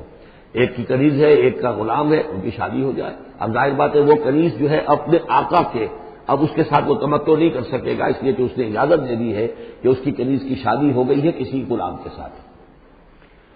وَالصَّالِحِينَ مِنْ عِبَادِكُمْ وَإِمَائِكُمْ إِنْ يَكُونُوا فُقَرَاءَ، اگر وہ فقیر ہوں گے، مہر وغیرہ دینے کی ان کے اندر ہمت نہیں ہے، صلاحیت نہیں ہے، يُغْنِهُمُ اللَّهُ مِنْ فَضْلِهِ، تو ہو اللہ تعالیٰ ہو سکتا ہے کہ ان کو اپنے فضل سے غنی کر دے۔ واللہ واسع علیم، اللہ واسع بہت سمائی رکھنے والا، کشائش والا، کشادگی والا اور جاننے والا ہے۔ یعنی یہ بھی ہے کہ کسی وقت انسان سوچے کہ اگر میں شادی کروں گا تو وہ بھی اپنی قسمت ساتھ لے کر آئے گی، کیا پتہ کہ میرے اس وقت حالات جو ہیں اگر کچھ خراب بھی ہیں، اور اللہ تعالیٰ اس کی قسمت سے، اس کے حوالے سے وہ اللہ تعالیٰ میرے لیے رزق کا دروازہ کھول دے۔ وَلْيَسْتَعْفِفِ الَّذِينَ لَا يَجِدُونَ نِكَاحًا، اور جو لوگ نکاح کی قدرت بالکل نہ رکھتے ہوں، شادی کر ہی نہ سکتے ہوں، کچھ بھی نہ ہو ان کے پاس، نہ کوئی گھر ہو جس میں کہ اپنی بیوی کو رکھ سکیں، نہ کوئی نان نفقے کا سامان ہو، نہ کوئی مہر دے سکیں، وَلْيَسْتَعْفِفْ، تو انہیں چاہیے کہ وہ اپنی عفت کی حفاظت کریں، پوری طریقے سے اپنے جنسی جذبے کو کنٹرول کریں۔ الَّذِينَ لَا يَجِدُونَ نِكَاحًا حَتَّىٰ يُغْنِيَهُمُ اللَّهُ مِنْ فَضْلِهِ، یہاں تک کہ اللہ تعالیٰ انہیں اپنے فضل سے غنی کر دے۔ والذین یبتغون الکتاب مما ملکت ایمانکم فکاتبوہم، اور تمہارے غلاموں میں سے جو تمہارے ساتھ چاہیں مکاتبت کرنا. یہ مکاتبت کا قاعدہ یہ تھا کہ غلام یہ طے کرتا تھا کہ جناب میں آپ کو اتنے لاکھ درہم دے دوں گا، اتنی مدت کے اندر اندر آپ مجھے آزاد کر دیجئے. تو یہ معاہدہ ہو گیا، اب وہ آزاد ہو گیا. لیکن آزادی اسی میں ہے کہ اسے وہ رقم اتنی عرصے کے اندر ادا کرنی ہے. اب وہ کمائے گا، محنت کرے گا، کوشش کرے گا اور وہ رقم ادا کر دے گا. یہ مکاتبت تھی. تو جو بھی تمہارے غلاموں میں سے مکاتبت چاہیں مما ملکت ایمانکم فکاتبوہم، تو یہ مکاتبت کر لیا کرو. قرآن مجید نے وہ تمام راستے کھولے ہیں کہ جن سے غلاموں کی آزادی کا جو ہے آسانی کے ساتھ تدریجاً سہج انداز کے اندر ان کی غلامی کا جو ہے سلسلہ ختم ہو کر آزادی کی طرف راستہ کھل جائے. فقاتلوہم ان علمتم فیہم خیرا، اگر تم دیکھ رہے ہو ان کے اندر کہ خیر ہے، بھلائی ہے، واقعتاً یہ شخص اعتماد کیا جا سکتا ہے، یہ بھاگ نہیں جائے گا اور یہ جو بھی کرنا چاہ رہا ہے معاہدہ اس کو پورا کرنے کی اس کی نیت ہے. وآتوہم من مال اللہ الذی آتاکم، پھر ایسے لوگوں کو جنہوں نے مکاتبت کی ہو تم بھی مال دیا کرو جو اللہ کا مال تمہارے پاس اللہ نے تمہیں دیا ہے. یعنی لوگ مدد بھی کریں اس کی تاکہ وہ اپنی اس رقم کو جلد از جلد ادا کر کے اور وہ پھر آزاد ہو جائے. ولا تکرہوا فتیاتکم علی البغاء، اور دیکھو اپنی بانگیوں کو، چھوکریوں کو، یہ جو وہاں پہ بانگیاں کنیزیں ہوتی تھی انہیں بدکاری پر مجبور نہ کرو. ان اردنا تحسنا، اگر وہ چاہیں کہ وہ پاک دامن رہیں، وہ کسی قلعے میں رہیں، اور ان سے چونکہ یہ بھی رواج وہاں تھا، ان بانگیوں سے پھر وہ پیشہ کراتے تھے. اب یہ اصل میں اصلاح ہو رہی ہے اس معاشرے کی اور اس کے اندر ان چیزوں کو رفتہ رفتہ روکا جا رہا ہے. جیسے سورہ نساء میں آیا تھا، ایسا بھی ہوتا تھا کہ باپ کی بیویاں جو ہیں اپنی جو سوتیلی مائیں ہیں انہیں اپنے گھر میں ڈال دیا. لیکن یہ ساری چیزیں رفتہ رفتہ ایک ایک کر کے پھر ان کی بندش ہوئی ہے. تو وہ اپنی اولونیوں سے پیشہ کراتے تھے اور کمائی خود کھاتے تھے. تو فرمایا یہ بہت غلط ہے. لتبتغوا عرض الحیات الدنیا، تاکہ تم حاصل کرو دنیا کی زندگی کا سامان. ومن یکرہن فإن اللہ من بعد اکراہہن غفور رحیم، اور اگر کوئی ان کو مجبور کرے گا اس کام کے لیے تو اللہ تعالیٰ ان کی اس مجبوری کی بنا پر ان کے حق میں غفور و رحیم ہوگا. تم پر وبال آئے گا، جو کام یہ غلط کروائے گا وبال اس پر آئے گا. اگر وہ خود جو ہے مجبوراً کر رہی ہے اور وہ اس کے لیے ذہناً تیار نہیں ہے تو بہرحال اللہ اس کے حق میں غفور و رحیم ہوگا. وَلَقَدْ أَنزَلْنَا إِلَيْكُمْ آيَاتٍ مُبَيِّنَاتٍ، اور دیکھو ہم نے نازل کر دی ہیں تمہاری جانب یہ روشن آیات. وَمَثَلًا مِّنَ الَّذِينَ خَلَوْا مِن قَبْلِكُمْ، اور وہ ساری باتیں بھی ہم نے بتا دی ہیں کہ جو ان لوگوں میں تھیں جو تم سے پہلے تھے. یہ ساری گندگیاں، معاشرت کی خرابیاں جو ہیں یہ پہلوں کے اندر بھی تھی، ہم نے ان سب کی نشاندہی کر دی ہے. وہ موعظۃ للمتقین، اور اہل تقویٰ کے لیے ہم نے نصیحت یہ نازل فرما دی ہے. قد جاءتکم موعظۃ من ربکم وشفاء لما فی الصدور. اب یہ 5واں رکوع آ رہا ہے اور یہ ہمارے اس منتخب نصاب کا جو دوسرا حصہ ہے ایمان کی بحث، اس کے ضمن میں یہ بہت اہم درس ہے. اور یہ آیت نمبر 35 جو آ رہی ہے یہ قرآن مجید کی عظیم ترین آیات میں سے ہے. اس سورہ مبارکہ کی بھی آیت نمبر 35 اور سورہ احزاب میں بھی بالکل ٹھیک یہی نمبر آیت نمبر 35 آپ کو ملے گی. یہ ایمان پر اور وہ اسلام کی کیفیات پر قرآن مجید کی عظیم ترین آیات ہے. اللہ نور السماوات والارض، اللہ آسمانوں اور زمین کا نور ہے. مثل نور ہی، اس پر ایمان کی مثال، اس کے نور ایمان کی مثال ایسی ہے کہ مشکاتن، جیسے ایک طاق ہے، فیہا مصباح، اس میں ایک چراغ روشن ہے. المصباح فی زجاجہ، وہ چراغ جو ہے چمنی کے اندر ہے، شیشہ ہے اس کے اوپر، جیسے لالٹینیں ہوتی تھی پچھلے زمانے میں، گلوب کے ساتھ جو ہے وہ لیمپ ہوتے تھے. الزجاجہ تو کانہا کوکب دری، اور وہ شیشہ چمک رہا ہے جیسے کہ ایک چمکدار ستارہ ہو. یوقد من شجرۃ، اور اس مصباح میں، اس دیے میں، اس چراغ میں جلایا جا رہا ہے تیل، کس کا؟ ایک شجرہ مبارکہ زیتونہ کا، ایک ایسا مبارک درخت زیتون کا، لا شرقیۃ ولا غربیہ، جو نہ شرقی ہے نہ غربی ہے. یعنی یہ کہ درخت ہے، جھنڈ ہے ایک. اب اگر تو اس جھنڈ کے مشرق میں کوئی درخت ہے تو صبح کی دھوپ تو انہیں ملے گی، شام کی نہیں ہوگی. مغرب میں ہے تو شام کی دھوپ مل جائے گی، صبح کی نہیں ملے گی. ایک علیحدہ کھڑا ہوا ہے کوئی، جس کے نہ ادھر کوئی اور ہے نہ ادھر کوئی اور درخت ہے، تو پورے دن کی تمازت دھوپ کی جو ہے وہ جذب کر رہا ہے. اور ایسے درخت کا جو روغن زیتون ہوتا تھا وہ بہت صاف شفاف، اسی کی مثال دی جا رہی ہے. جو نہ شرقی ہے نہ غربی ہے، وہ کسی جانب سے اوٹ میں ہے ہی نہیں. یکاد زیتھا یضیء، اس کا جو روغن ہے وہ بھڑک اٹھنے کو بیتاب ہے، قریب ہے کہ روشن ہو جائے. ولو لم تمسسہ نار، چاہے اسے ابھی آگ نے چھوا ہی نہ ہو. نور علی نور، جب آگ بس کر جائے، چھو جائے تو پھر نور علی نور ہے، وہ بھڑک اٹھتا ہے۔ یہد اللہ لنورہ من یشاء، اللہ تعالی ہدایت فرماتا ہے اپنے نور کی جانب جس کو چاہتا ہے۔ وَيَضْرِبُ اللَّهُ الْأَمْثَالَ لِلنَّاسِ، اور اللہ تعالی مثالیں بیان کرتا ہے لوگوں کے لیے۔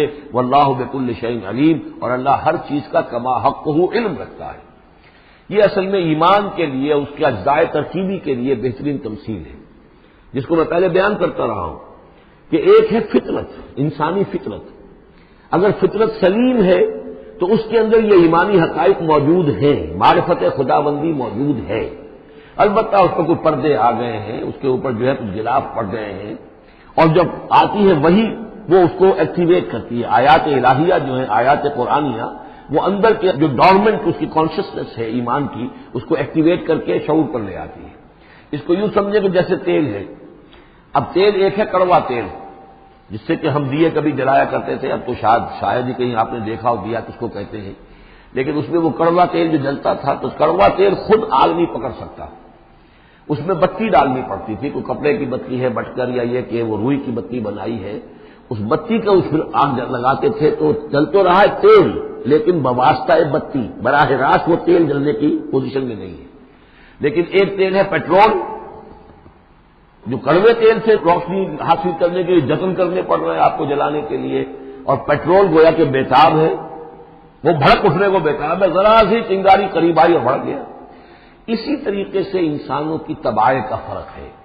کچھ لوگوں کی جو فطرت ہے اتنی سلیم ہوتی ہے، اتنی نیکی ہوتی ہے اس کے اندر، کہ جیسے ہی وہی سامنے آئی آئینہ جگمگا اٹھا ایک دم، اس لیے کہ اوپر غبار ہے ہی نہیں، اس کے اوپر کوئی اور جو ہے پردے پڑے ہوئے ہیں ہی نہیں۔ یہ مثال صدیقین کی ہے جو میں نے کل بھی آپ سے عرض کیا تھا، کہ جیسے کہ حضور نے فرمایا میں نے جس کے سامنے بھی دعوت ایمان رکھی اس نے کچھ نہ کچھ توقف اور تردد ضرور کیا، سوائے ابو بکر کے کہ ایک لہجے کا بھی توقف نہیں کیا۔ یہ اس لیے کہ ان کی فطرت اتنی سلیم تھی، گویا کہ وہ پیٹرول تھا ان کے اندر جو بھڑک اٹھنے کو بیتاب تھا، کہ ذرا قریب بھی اگر دیاچلائی آ گئی تو بھڑک اٹھے۔ لیکن کچھ لوگ وہ تھے کہ جن کا تیل اتنا صاف اور پاک نہیں تھا، ان میں کوئی تکدر تھا، انہیں وقت لگ گیا، اگر چاہیے کہ بالآخر وہ ایمان لے آئے، لیکن یہ کہ کچھ اس میں بتی ڈالنی پڑی، کوئی اس کے لیے محنت کرنی پڑی۔ السابقون الاولون من المہاجرین والانصار والذین اتبعوہم باحسان، پھر وہ لوگ ہیں جو بعد میں درجہ بدرجہ پھر ان کے بعد آتے چلے گئے۔ تو اسی طریقے سے ایمان کی مثال ہے کہ یہ روغن فطرت یا نور فطرت، نور روح، روحانی نور جو ہمارے اندر ہے نور تجلی بھی اسی خاک میں پنہا، غافل قدرہ صاحب ادراک نہیں ہے۔ وہ جو ہماری روح ملکوتی کے اندر جو نور ہے، یہ نور اور باہر سے جو قرآن کا نور، وحی کا نور آیا، ان دونوں کے نور کے اجتماع سے پھر نور علی نور کی کیفیت پیدا ہوئی۔ اب وہ نور ایمانی جو ہے وجود میں آ گیا۔ اللہ نور السماوات والارض مثل نورہ کمشکاۃ فیہا مصباح المصباح فی زجاجہ، اور ذہن میں رکھیے یہ ہمارا جو پنجر ہے پسلیوں کا، اس کی واقعتاً تاق کی سی شکل ہے، یہ نیچے سے چوڑا ہو رہا ہے، اوپر سے تنگ ہو رہا ہے، تاق ایسے ہی ہوتے تھے۔ ڈائفرام جو ہے وہ اس تاق کا گویا کہ فلور ہے، جو ہمارے ایبڈومینل کیویٹی کو چیسٹ کیویٹی سے علیحدہ کرنے والا عضو ہے، اور دل رکھا ہوا ہے اس کے اوپر، یہ گویا کہ چراغ ہے۔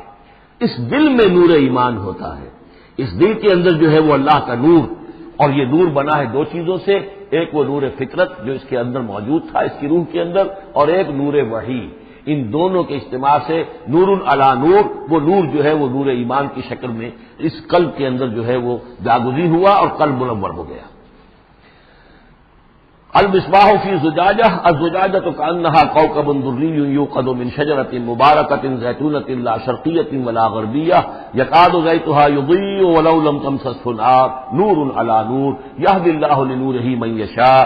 یہ نور علی نور ہے، دو نوروں کے جمع ہونے سے یہ نور ایمان وجود میں آیا، نور فطرت، نور وحی۔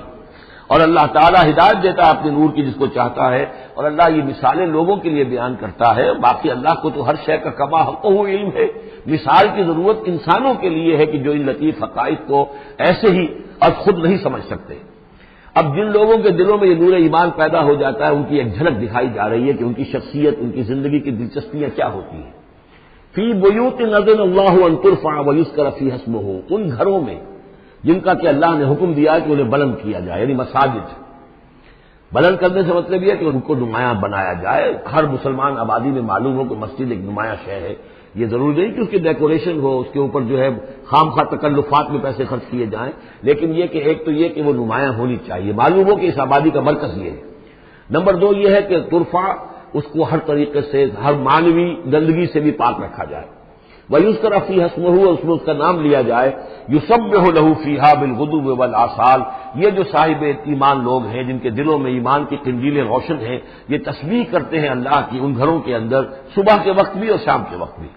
رجال، وہ جواں مرد، لا تلہیہم تجارۃ ولا بیع عن ذکر اللہ واقام الصلاۃ، جن کو غافل نہیں کر سکتی نہ کوئی تجارت نہ کوئی خرید و فروخت اللہ کی یاد سے اور نماز کے قائم کرنے سے، وایتاء الزکاۃ اور زکوٰۃ کے ادا کرنے سے. یخافون یومن، یہ سب کچھ کر کے بھی وہ ڈرتے رہتے ہیں، لرزاں و ترساں رہتے ہیں، کانپتے رہتے ہیں اس دن کے تصور سے. تتقلب فیہ القلوب والابصار، جس میں کہ دل بھی الٹ جائیں گے اور نگاہیں بھی الٹ جائیں گی. لیجزیہم اللہ احسن ما عملوا، تاکہ اللہ تعالیٰ ان کو بدلے میں دے بہترین جزا ان کے اعمال کی. ویزیدہم من فضلہ، اور اضافہ کرے اپنی طرف سے اپنے فضل میں سے. واللہ یرزق من یشاء بغیر حساب، اور اللہ تعالیٰ چاہتا ہے دیتا ہے جس کو چاہتا ہے بغیر حساب. اللہم ربنا اجعلنا منہم، یہ تو مومن صادق کے لیے ایمان ان کے دلوں میں ہے، اس کی تمثیل یہ ہے، اور ان کے کردار کی جھلک یہ ہے. اب ایک ہے بین بین کے لوگ، ایمان تو نہیں ہے لیکن کچھ نہ کچھ نیکی کے کام کرتے ہیں، کچھ اپنے دل کی تسلی کے لیے، کچھ اپنے ضمیر کو مطمئن کرنے کے لیے. ان کی نیکی حقیقی نیکی نہیں ہے. وہ لیس البر ان تولوا وجوہکم قبل المشرق والمغرب، اس آیت کو ذہن میں رکھیے. والذین کفروا، اور جو لوگ ایمان سے تہی ہے، محروم ہے، کافر ہے، ان کی نیکیاں، ان کے اعمال کیا ہیں؟ کسراب، جیسے ریت ہو، سراب ہو، بقیعۃ، ایک چٹیل میدان میں، یحسبہ الظمآن ماء، پیاسا سمجھتا ہے کہ پانی ہے، حتی اذا جاءہ، یہاں تک کہ وہ جب وہاں پہ گھسٹ کر بھی پہنچتا ہے تو معلوم ہوتا ہے لم یجدہ شیئا، کچھ نہیں پاتا وہاں پر. ووجد اللہ عندہ، اور اللہ کو پاتا ہے وہاں موجود. فوفاہ حسابہ، تو اللہ تعالیٰ اس کا حساب اسے پورا چکا دیتا ہے. واللہ سریع الحساب، اور اللہ جو ہے حساب چکانے میں دیر نہیں لگاتا. یعنی یہ جو نیکیاں ہوتی جھوٹی نیکیاں، ملمے کی نیکیاں، حقیقی ایمان نہیں ہے، ایمان باللہ نہیں ہے، ایمان بالآخرت نہیں ہے، لیکن یوں ہی کچھ نہ کچھ نیکیاں ہیں، کچھ خدمت خلق کے کام ہے، اس طرح کی چیزیں اللہ کی نگاہ میں ان کی کوئی وقت نہیں. اس کے لیے پہلے ایک مثال سورہ ابراہیم میں آ چکی ہے. دوسری مثال یہ کہ یہ نیکیاں سراب کے مانند ہیں، جنہیں پیاسا سمجھتا ہے کہ یہ پانی ہے، حقیقت میں پانی نہیں ہے. اب تیسرا جو کردار ہے وہ یہ ہے کہ جن کے دلوں میں، جن کی زندگیوں میں یہ جھوٹ موٹ کی نیکی بھی نہیں ہے، نفس پرستی اور دنیا پرستی، اور ان کے اندر ہر طرح کی گندگی جو ہے وہ آ چکی ہے. ان کی مثال کیا ہے؟ او کا ظلمات فی بحر اللجی، یا جیسے کہ اندھیرے ہوں ایک بڑے گہرے سمندر میں. یغشاہ موج، اس کے اوپر ایک موج چڑھی ہوئی ہو. من فوقہ موج، اس کے اوپر ایک اور موج ہو. من فوقہ سحاب، اور اوپر جو ہے بادل بھی ہوں. یعنی اندھیری رات ہے، کوئی روشنی نہیں، اوپر بادل ہے، نہ چاند اور ستاروں کی کوئی روشنی نہیں آ رہی. اور اس کے ساتھ ہی یہ ہے کہ موج کے اوپر موج چڑھی ہوئی ہے. ظلمات بعضها فوق بعض، یہ اندھیروں پر اندھیرے ہیں. اذا اخرج یدہ لم یکد یراہا، جب وہ اپنا ہاتھ نکالتا ہے تو اس کو بھی نہیں دیکھ سکتا، جسے ہم کہتے ہیں اپنے محاورے میں ہاتھ کو ہاتھ سجائی نہیں دیتا. وَأَلَّمْ يَجْعَلِ اللَّهُ لَهُ نُورًا، اور جس کو اللہ تعالیٰ ہی نے کوئی نور عطا نہ کیا ہو، فما لہ من نور، تو اس کے لیے پھر کہیں کوئی نور نہیں ہے. یہ وہ لوگ ہیں کہ جن کی زندگیاں کسی ملمے کی نیکی سے بھی خالی ہیں، اندھیارے ہی اندھیارے ہیں. ظلمات بعضها فوق بعض. الم تر ان اللہ یسبح له من فی السماوات والارض والطیر صافات کل قد علم صلاته وتسبیحه واللہ علیم بما یفعلون. صدق اللہ العظیم. رب اشرح لي صدری ویسر لي امری واحلل عقدۃ من لسانی یفقهوا قولی. سورہ نور کا 5واں رکوع جو ہم پڑھ چکے ہیں، اس کے بارے میں یہ بات نوٹ کر لیجئے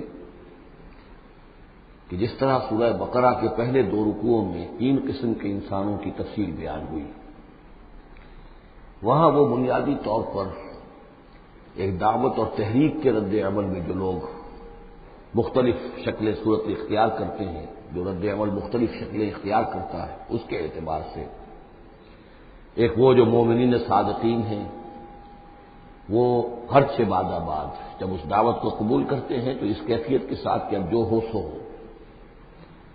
ایک وہ لوگ ہیں کہ جو کسی ضد کی وجہ سے، تعصب کی وجہ سے، ہردرمی کی وجہ سے، کسی تکبر کی وجہ سے، حسد کی وجہ سے اس کے انکار پر کمر کس لیتے ہیں، اور وہ لوگ جو ہے کسی صورت بھی ماننے والے نہیں ہوتے۔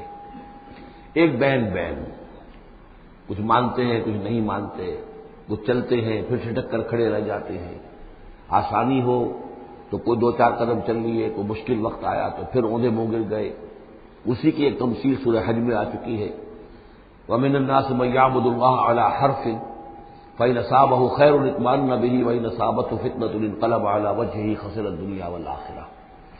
اسی طرح یہاں اس رکوع میں بھی تین قسم کے انسانوں کا تذکرہ ہے، لیکن یہ مختلف اعتبار سے ہے۔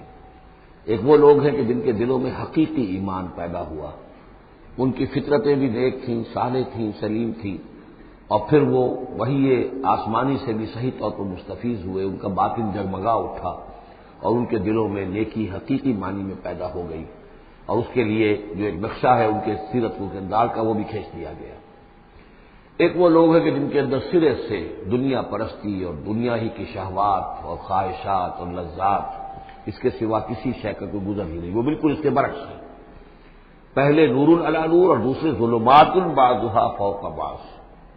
کوئی جھوٹ موٹ کی نیکی بھی نہیں، کوئی ملمے کی نیکی بھی نہیں، ان کا مال ہے تو صرف اپنی ہی عیاشیوں کے لیے ہی، اپنے ہی جو بھی ان کے تعیش ہے اسی میں خرچ ہو رہا ہے۔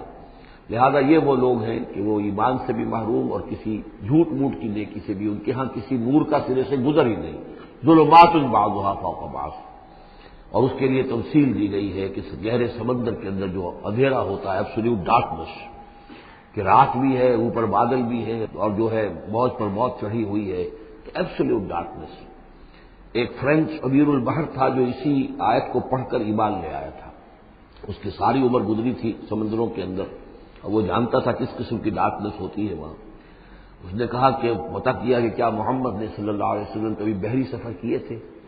جب اسے معلوم ہوا کہ انہوں نے کبھی بحری سفر کیا ہی نہیں، تو اس نے کہا کہ پھر یہ ثابت ہو گیا کہ یہ اللہ کا کلام ہے، ورنہ یہ تشبیہ جو ہے کوئی شخص اس کو وہ تو دے سکتا ہے کہ جس نے بحری سمندر کیے ہوں اور جس سے اندازہ ہو، اور وہ سمندر کے اندر کبھی اس نے غوطے بھی لگائے ہوں، اور وہ ایبسولوٹ ڈارکنس کا کانسیپٹ۔ بہرحال یہ دوسری انتہا، بیچ میں وہ لوگ ہیں، بین ہیں، کچھ نیکیاں بھی کرتے ہیں، حقیقی ایمان سے محروم ہیں، نہ اللہ پر نہ یوم آخر پر ان کا پختہ ایمان نہیں ہے، لیکن یہ کہ اپنے ضمیر کو مطمئن کرنے کے لیے کچھ نہ کچھ، یا دنیا میں کوئی نام کمانے کے لیے یا کوئی اور شہرت حاصل کرنے کے لیے وہ کچھ نیکیاں کرتے ہیں، تو ان کی نیکیوں کی مثال شراب کسی ہے۔ الم تر ان اللہ یسبح لہ من فی السماوات والارض، کیا تم دیکھتے نہیں ہو کہ اللہ کی تسبیح کرتے ہیں وہ سب جو آسمانوں میں ہے اور جو زمین میں ہے، اور نہ صرف آسمانوں اور زمین میں بلکہ ان دونوں کے مابین جو السماء میں جو ہے، والطیر صافات، اور یہ جو پرندے ہیں جو اپنے پروں کو پھیلائے ہوئے ہیں یہ بھی اللہ کی تسبیح کر رہے ہیں۔ کل قد علم صلاتہ و تسبیحہ، ہر ایک کے علم میں ہے، ہر ایک نے جان لی ہے اپنی نماز، اپنی صلاۃ اور اپنی تسبیح۔ یہ وہی بات ہے جو سورہ بنی اسرائیل میں آ چکی ہے، وَإِن مِّن شَيْءٍ إِلَّا يُسَبِّحُ بِحَمْدِهِ وَلَٰكِن لَّا تَفْقَهُونَ تَسْبِيحَهُمْ، کوئی شے نہیں ہے اس کائنات میں جو اللہ کی تسبیح و تحمید نہ کر رہی ہو، لیکن تمہیں اس کا شعور نہیں ہو سکتا۔ واللہ علیم بما یفعلون، اور جو کچھ وہ کرتے ہیں اللہ کے علم میں ہے۔ وللہ ملک السماوات والارض، اور اللہ ہی کے لیے ہے آسمانوں اور زمین کی بادشاہی۔ وإلی اللہ المصیر، اور اللہ ہی کی طرف لوٹ جانا ہے۔ الم تر ان اللہ یسجی سحابا، کیا تم دیکھتے نہیں ہو کہ اللہ تعالیٰ ہانک کر لاتا ہے بادلوں کو، کہاں سے ہوائیں لے کر چل رہی ہیں بادلوں کو، کہیں تو بے آف بنگال سے وہ اٹھی ہیں مانسون کی ہوائیں اور کہاں تک پہنچ جاتی ہیں پاکستان تک۔ ان اللہ یسجی سحابا ثم یؤلف بینہ، پھر ان بادلوں کو آپس میں جوڑ دیتا ہے، ثم یجعلہ رکاما، پھر ان کو تہ بر تہ کر دیتا ہے۔ اب یہ تہ بر تہ کا معاملہ جو ہے، دیکھیے ہوائی سفر جس نے کیا ہے اسے اس کا تجربہ ہوتا ہے، جب جہاز چڑھتا ہے تب بھی وہ جب بادلوں کے اندر سے گزرتا ہے تو صاف نظر آتا ہے ایک تہ، اس کے بعد پھر خلا ہے، پھر ایک اور تہ، پھر خلا ہے، پھر ایک اور تہ، اترتے ہوئے بھی اسی طریقے سے تہ بر تہ بادل۔ رکامن فتر الودق یخرج من خلالہ، تو تم دیکھتے ہو کہ بارش برستا ہے ان دونوں، ان کے بین سے، ان کے بیچ سے برستی ہے بارش، پانی برستا ہے۔ وَيُنَزِّلُ مِنَ السَّمَاءِ مِن جِبَالٍ فِيهَا مِن بَرَدٍ، اور اللہ تعالیٰ اتارتا ہے آسمان سے وہ پہاڑ بھی کہ جن میں وہ اولے ہوتے ہیں، یعنی یہ کہ اولے جو آ رہے ہیں زمین پر تو معلوم ہوتا ہے کہ جیسے ان کے بھی کوئی پہاڑ ہے آسمانوں کے اندر۔ فیصیب بہ من یشاء، تو اللہ تعالیٰ یہ اولے برسا دیتا ہے جس پر چاہتا ہے، یعنی جس کی کھیتی برباد اللہ کو کرنی ہوتی ہے کسی سبب سے، اس کی کھیتی کے اوپر یہ اولے جا کے برس جاتے ہیں. یصرفہ عن من یشاء، اور ان کا رخ پھیر دیتا ہے جس سے چاہتا ہے. ایسا بھی ہوتا ہے بعض اوقات کہ بالکل ایک کھیت جو ہے وہ بالکل تباہ و برباد ہو گیا ہے اور برابر کا کھیت بالکل ٹھیک ہے، اس کے اوپر کوئی اولا نہیں گرا. یکاد سنا برقہ یذھب بالابصار، اور اس کی جو بجلی کی کوند ہے وہ اس قریب ہے کہ وہ لوگوں کی نگاہوں کو اچک کر لے جائے. یقلب اللہ اللیل والنہار، اللہ تعالیٰ عدلتا بدلتا رہتا ہے دن اور رات کو. ان فی ذلک لعبرۃ لاولی الابصار، یقیناً اس میں دھیان کرنے کا اور سبق سیکھنے کا اور عبرت حاصل کرنے کا مواد ہے ہوش مندوں کے لیے، آنکھ والوں کے لیے، دیکھنے والوں کے لیے. واللہ خلق کل دابۃ من ماء، اور اللہ نے بنائی ہے ہر جاندار چیز اس زمین کے اوپر پانی سے. فمنہم من یمشی علی بطنہ، اب ان جانداروں میں سے جو زمین میں اللہ نے بنائے ہیں وہ بھی ہے کہ جو اپنے پیٹ کے بل پر چلتے ہیں، یہ ریپٹائلز جن کو ہم کہتے ہیں، ریپٹائلز ہیں جو اپنے پیٹ کے بل پر چل رہے ہیں. منہم من یمشی علی رجلین، اور ان میں وہ بھی ہے کہ جو دو ٹانگوں پر چلتے ہیں. اب ہم بھی انہی میں سے ہیں، اور باقی شمپنزی اور گوریلاز بھی ہیں، اور بھی ایسے ہوں گے کہ جو دو ٹانگوں پر چلتے ہوں. ومنہم من یمشی علی اربع، سب سے زیادہ کثیر تعداد جو ہے وہ زمینی حیوانات کے اندر ان کی ہے کہ جو چار پر چلتے ہیں. یخلق اللہ ما یشاء، اللہ تعالیٰ پیدا کرتا ہے جو چاہتا ہے. ان اللہ علی کل شیء قدیر، یقیناً اللہ تعالیٰ ہر چیز پر قادر ہے. اب کافی عرصے کے بعد منافقین کا تذکرہ قرآن مجید میں ہو رہا ہے، کیونکہ یہ ہم نے سورہ یونس سے لے کر اور سورہ مومنون تک جو 14 صورتیں پڑھی ہیں ان میں تو سارا معاملہ تھا مشرکین عرب سے، کفار سے، مشرکین سے. ساری بحث ان سے تھی. کہیں کہیں گفتگو کا رخ جو ہے وہ اہل کتاب کی طرف ہوئے سخن، بغیر انہیں باضابطہ خطاب کیے ہوئے. اور یا پھر تیسرا خطاب حضور سے ہے ذاتی، اور حضور کی وساطت سے اہل ایمان کے ساتھ. اور ابھی وہاں نفاق کا کوئی اس قسم کا موجود نہیں تھا معاملہ کہ منافقین کے ساتھ وہ رد و قضا ہوتی. لیکن یہ تو چونکہ سورت نازل ہو رہی ہے سن 6 ہجری میں، یہ گویا کہ یوں سمجھیے کہ عین مدنی جو دور ہے اس کا عین وسط ہے. بالکل سن 11 میں حضور کا انتقال ہوا ہے، تو سن 6 یوں سمجھیے کہ ان دونوں کے بالکل وسط کے اندر ہے. یہ بالکل درمیانی دور ہے مدنی دور کا. یہاں پر تذکرہ ہو رہا ہے منافقین کا. لقد انزلنا آیات مبینات، ہم نے نازل کی ہیں روشن آیات. واللہ یہدی من یشاء الی صراط مستقیم، اور اللہ تعالیٰ ہدایت دیتا ہے جس کو چاہتا ہے سیدھے راستے کی طرف. وَيَقُولُونَ آمَنَّا بِاللَّهِ، اور کچھ لوگ وہ بھی ہیں جو کہتے ہیں ایمان لائے اللہ پر، وبالرسول، اور اللہ کے رسول پر، وَأَطَعْنَا، اور ہم نے اطاعت قبول کی. ثُمَّ يَتَوَلَّىٰ فَرِيقٌ مِّنْهُمْ، پھر ان میں سے ایک جماعت جو ہے پیٹھ موڑ کر جاتی ہے. من بعد ذالک، اس کے بعد، یعنی اب اس کے بعد یہ سب کچھ کہہ کر قول و قرار کر کے اطاعت کا یہاں دم بھر کر جاتے ہیں، لیکن پھر طرز عمل ان کا کچھ اور ہوتا ہے. وَمَا أُولَٰئِكَ بِالْمُؤْمِنِينَ، اور یہ لوگ حقیقی مومن نہیں ہیں. وَإِذَا دُعُوا إِلَى اللَّهِ وَرَسُولِهِ لِيَحْكُمَ بَيْنَهُمْ، اور جب انہیں پکارا جاتا ہے، بلایا جاتا ہے کہ آؤ اللہ کی طرف اور رسول کی طرف کہ ان کے مابین فیصلے کرے. یہ سورہ نساء میں ہم یہ سارے مضامین بڑی تفصیل سے پڑھ چکے ہیں کہ وہ لوگ چاہتے تھے کہ اپنے مقدمات جو ہیں وہ یہودیوں کی عدالت میں لے جائیں، اس لیے کہ حضور کے ہاں انہیں اندیشہ ہوتا تھا کہ یہاں تو بالکل صحیح فیصلہ ہو جائے گا. تو اس طرح کا جو ان کا کردار تھا، جب انہیں بلایا جاتا ہے اللہ کے اور اس کے رسول کی طرف کہ آؤ کہ وہ فیصلہ کرے تمہارے مابین، اذا فریق منہم معرضون، تو ان میں سے ایک گروہ اور ایک جماعت ایسی ہے جو اعراض کرتی ہے اور کرنی کترا جاتی ہے. وَإِن يَكُن لَّهُمُ الْحَقُّ يَأْتُوا إِلَيْهِ مُذْعِنِينَ، اور اگر ان کو معلوم ہو کہ حق ہمارے ساتھ ہے، یعنی ہم حق پر ہیں اس مقدمے میں، تو پھر وہ آتے ہیں بڑا یقین کا اظہار کرتے ہوئے، اذعان کے ساتھ اور یقین کے ساتھ اور اپنے ایمان کا اظہار کرتے ہوئے، کیونکہ انہیں یقین ہے کہ ہمارا کیس سچا ہے اور حضور کی عدالت میں ہم جائیں گے تو ہمارے حق میں فیصلہ ہو جائے گا، تو اب کوئی رکاوٹ نہیں. یاتوا الیہ مذعنین، خوب یقین کا اعتماد کا اظہار کرتے ہوئے آتے ہیں. افی قلوبہم مرض، کیا ان کے دلوں میں روگ ہے؟ ام ارتابوا، یا یہ شکوک میں مبتلا ہو گئے ہیں؟ ام یخافون ان یحیف اللہ علیہم، یا انہیں یہ اندیشہ ہے کہ اللہ تعالیٰ جو ہے ان کے ساتھ ناانصافی کرے گا. ورسولہ، وہ اس کے رسول. بل اولئک هم الظالمون، نہیں بلکہ حقیقت میں یہی ظالم ہے. ایمان کی اصل حقیقت سے چونکہ یہ محروم ہے، لہذا ساری غلطی ان کے اپنے کردار میں ہے.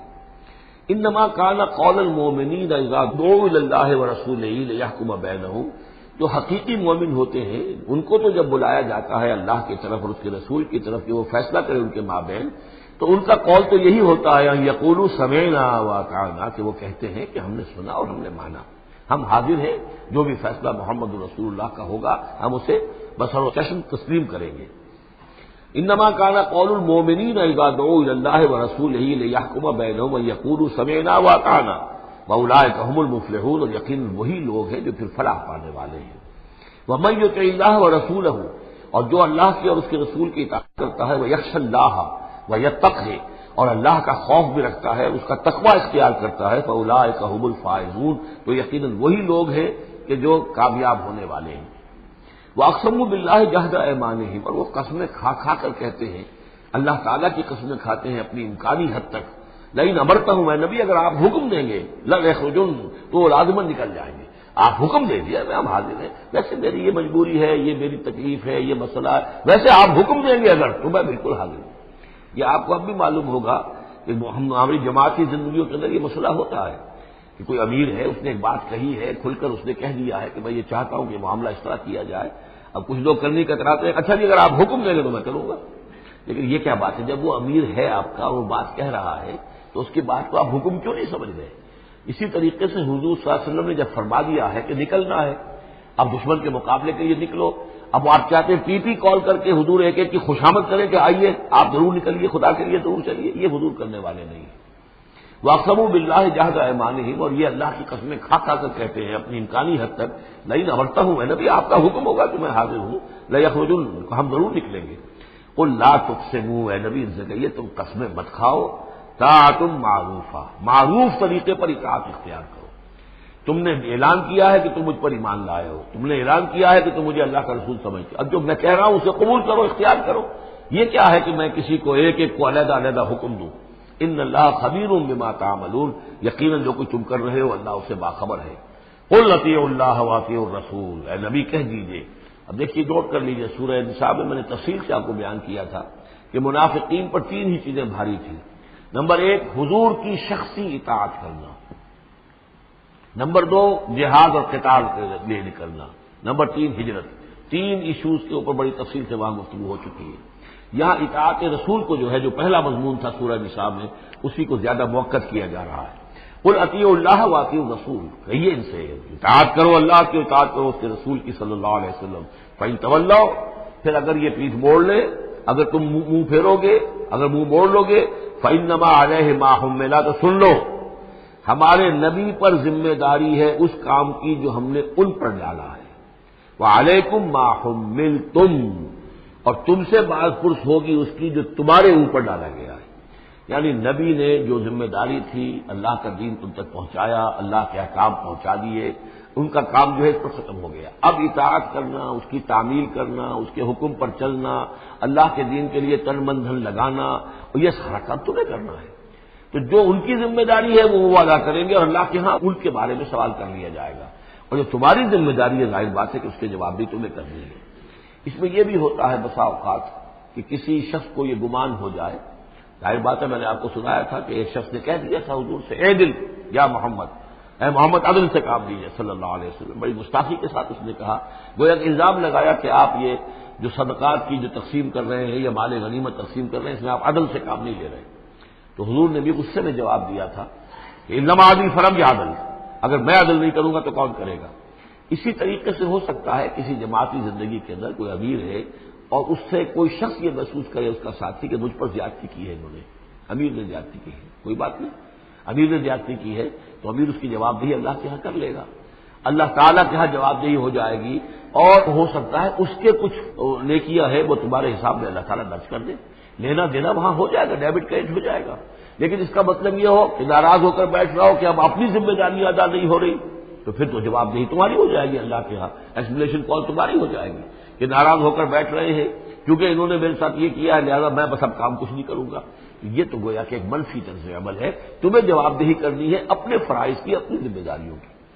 تو یہ جماعتی زندگی سے متعلق بعض بہت اہم ہیں جو مباحث اس سورہ مبارکہ میں آئے ہیں، اور ان میں سے بعض ہمارا جو منتخب نصاب نمبر 2 ہے، جو اس سورہ مبارکہ کی آخری آیات ہے، وہ اس کے ایک درس کی حیثیت سے اس میں شامل ہے۔ جو جماعتی زندگی جو ہے، جب ایک جماعت بنانی پڑے گی، اگر دین کا کام کرنا ہے تو اکیلے اکیلے تو نہیں ہو سکتا، جماعت کا نظم ہو، ایک ڈسپلن ہو، ایک حزب اللہ وجود میں آئے، جو سورہ مائدہ میں دیکھ آئے ہیں، فإن حزب اللہ هم الغالبون، غلبہ جو ہے تو وہ حزب اللہ کو اللہ تعالیٰ دیتا ہے، ید اللہ علی الجماعہ، جماعت کے اوپر اللہ کا ہاتھ ہے، جماعت کی کو اللہ کی نصرت اور تائید حاصل ہوتی ہے۔ اس جماعتی زندگی کے بعد ایسے نفسیاتی معاملات ہوتے ہیں اور اس کے اندر بعض ایسے حساس مسائل ہوتے ہیں کہ جن کے بارے میں بڑی عمدہ رہنمائی دی گئی ہے مختلف مقامات پر، ان پر ہم نے پھر مرتب کیا ہے منتخب نصاب، مطالعہ قرآن حکیم کا منتخب نصاب نمبر 2۔ قل اطیعوا اللہ واطیعوا الرسول فإن تولوا فإنما علیہ ما حمل، ان پر جو ذمہ ہے وہ ان کی اپنی ذمہ داری کا، اور تمہارے اوپر جو بوجھ ہے، جو تمہاری مسئولیت ہے، وہ تمہاری ذمہ داری کی۔ وَإِن تُطِيعُوهُ تَهْتَدُوا، جان لو یہ اللہ کے رسول ہیں، اگر تم ان کی اطاعت پر کاربند رہو گے تبھی تم ہدایت یافتہ ہوگے۔ وَمَا عَلَى الرَّسُولِ إِلَّا الْبَلَاغُ الْمُبِينُ، اور ہمارے رسول پر سوائے صاف صاف پہنچا دینے کی اور کوئی ذمہ داری نہیں ہے۔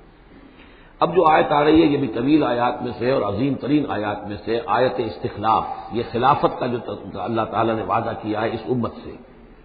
وعد اللہ الذین آمنوا منکم وعملوا الصالحات، اے مسلمانوں اللہ کا وعدہ ہے تم میں سے ان لوگوں کے ساتھ جو ایمان اور عمل صالح کی شرطیں پوری کر دیں گے۔ یہ نام کے مسلمان، نسلی مسلمان جو اللہ کے حکم پر چلتے بھی نہ ہوں، اللہ کے احکام کے مطابق عمل نہ کرتے ہوں، دین کے لیے تن من دھن لگانے کو تیار نہ ہوں، ان سے یہ وعدہ نہیں ہے۔ وعدہ ہے حقیقی اہل ایمان، جو ایمان حقیقی کی شرط پوری کرے اور ایمان کے جو عملی تقاضے ہیں ان کو بھی بجا لائے۔ وعد اللہ الذین آمنوا منکم وعملوا الصالحات لیستخلفنہم فی الارض، کہ وہ انہیں زمین میں خلافت عطا کرے گا، حکومت عطا کرے گا، غلبہ عطا کرے گا۔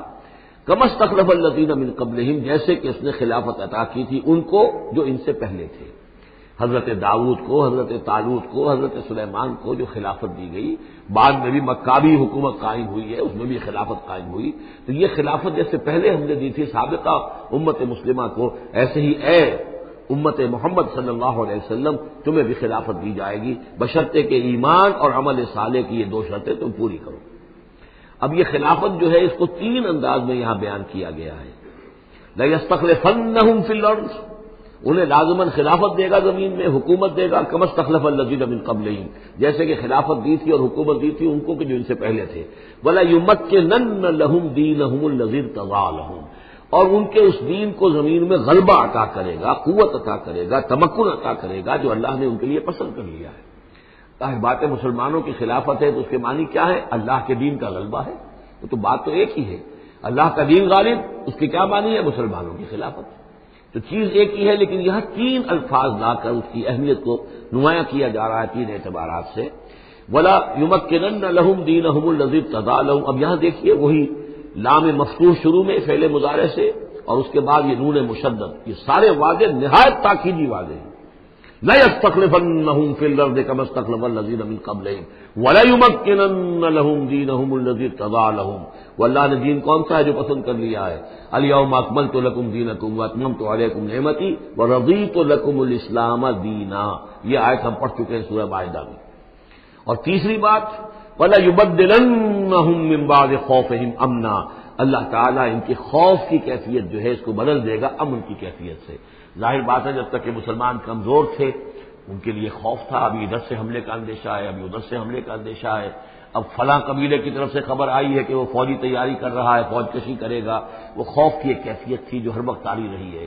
ایمرجنسی کی کیفیت جو ہے مدینہ منورہ میں یوں سمجھیے کہ پورے 5 برس ایمرجنسی رہی ہے، ہر وقت ہر آن اندیشہ ہوتا تھا، خبریں آ رہی ہیں اب ادھر سے کوئی قبیلہ حملہ کرنے والا ہے، اب یہ مکے میں کوئی ان کی ملاقاتیں ہوئی ہیں، کوئی سازش ہوئی ہے، ابھی کوئی خط چلا گیا، ابو عامر راہب کا کوئی مشن ہے، یہ ساری خبریں آتی تھیں۔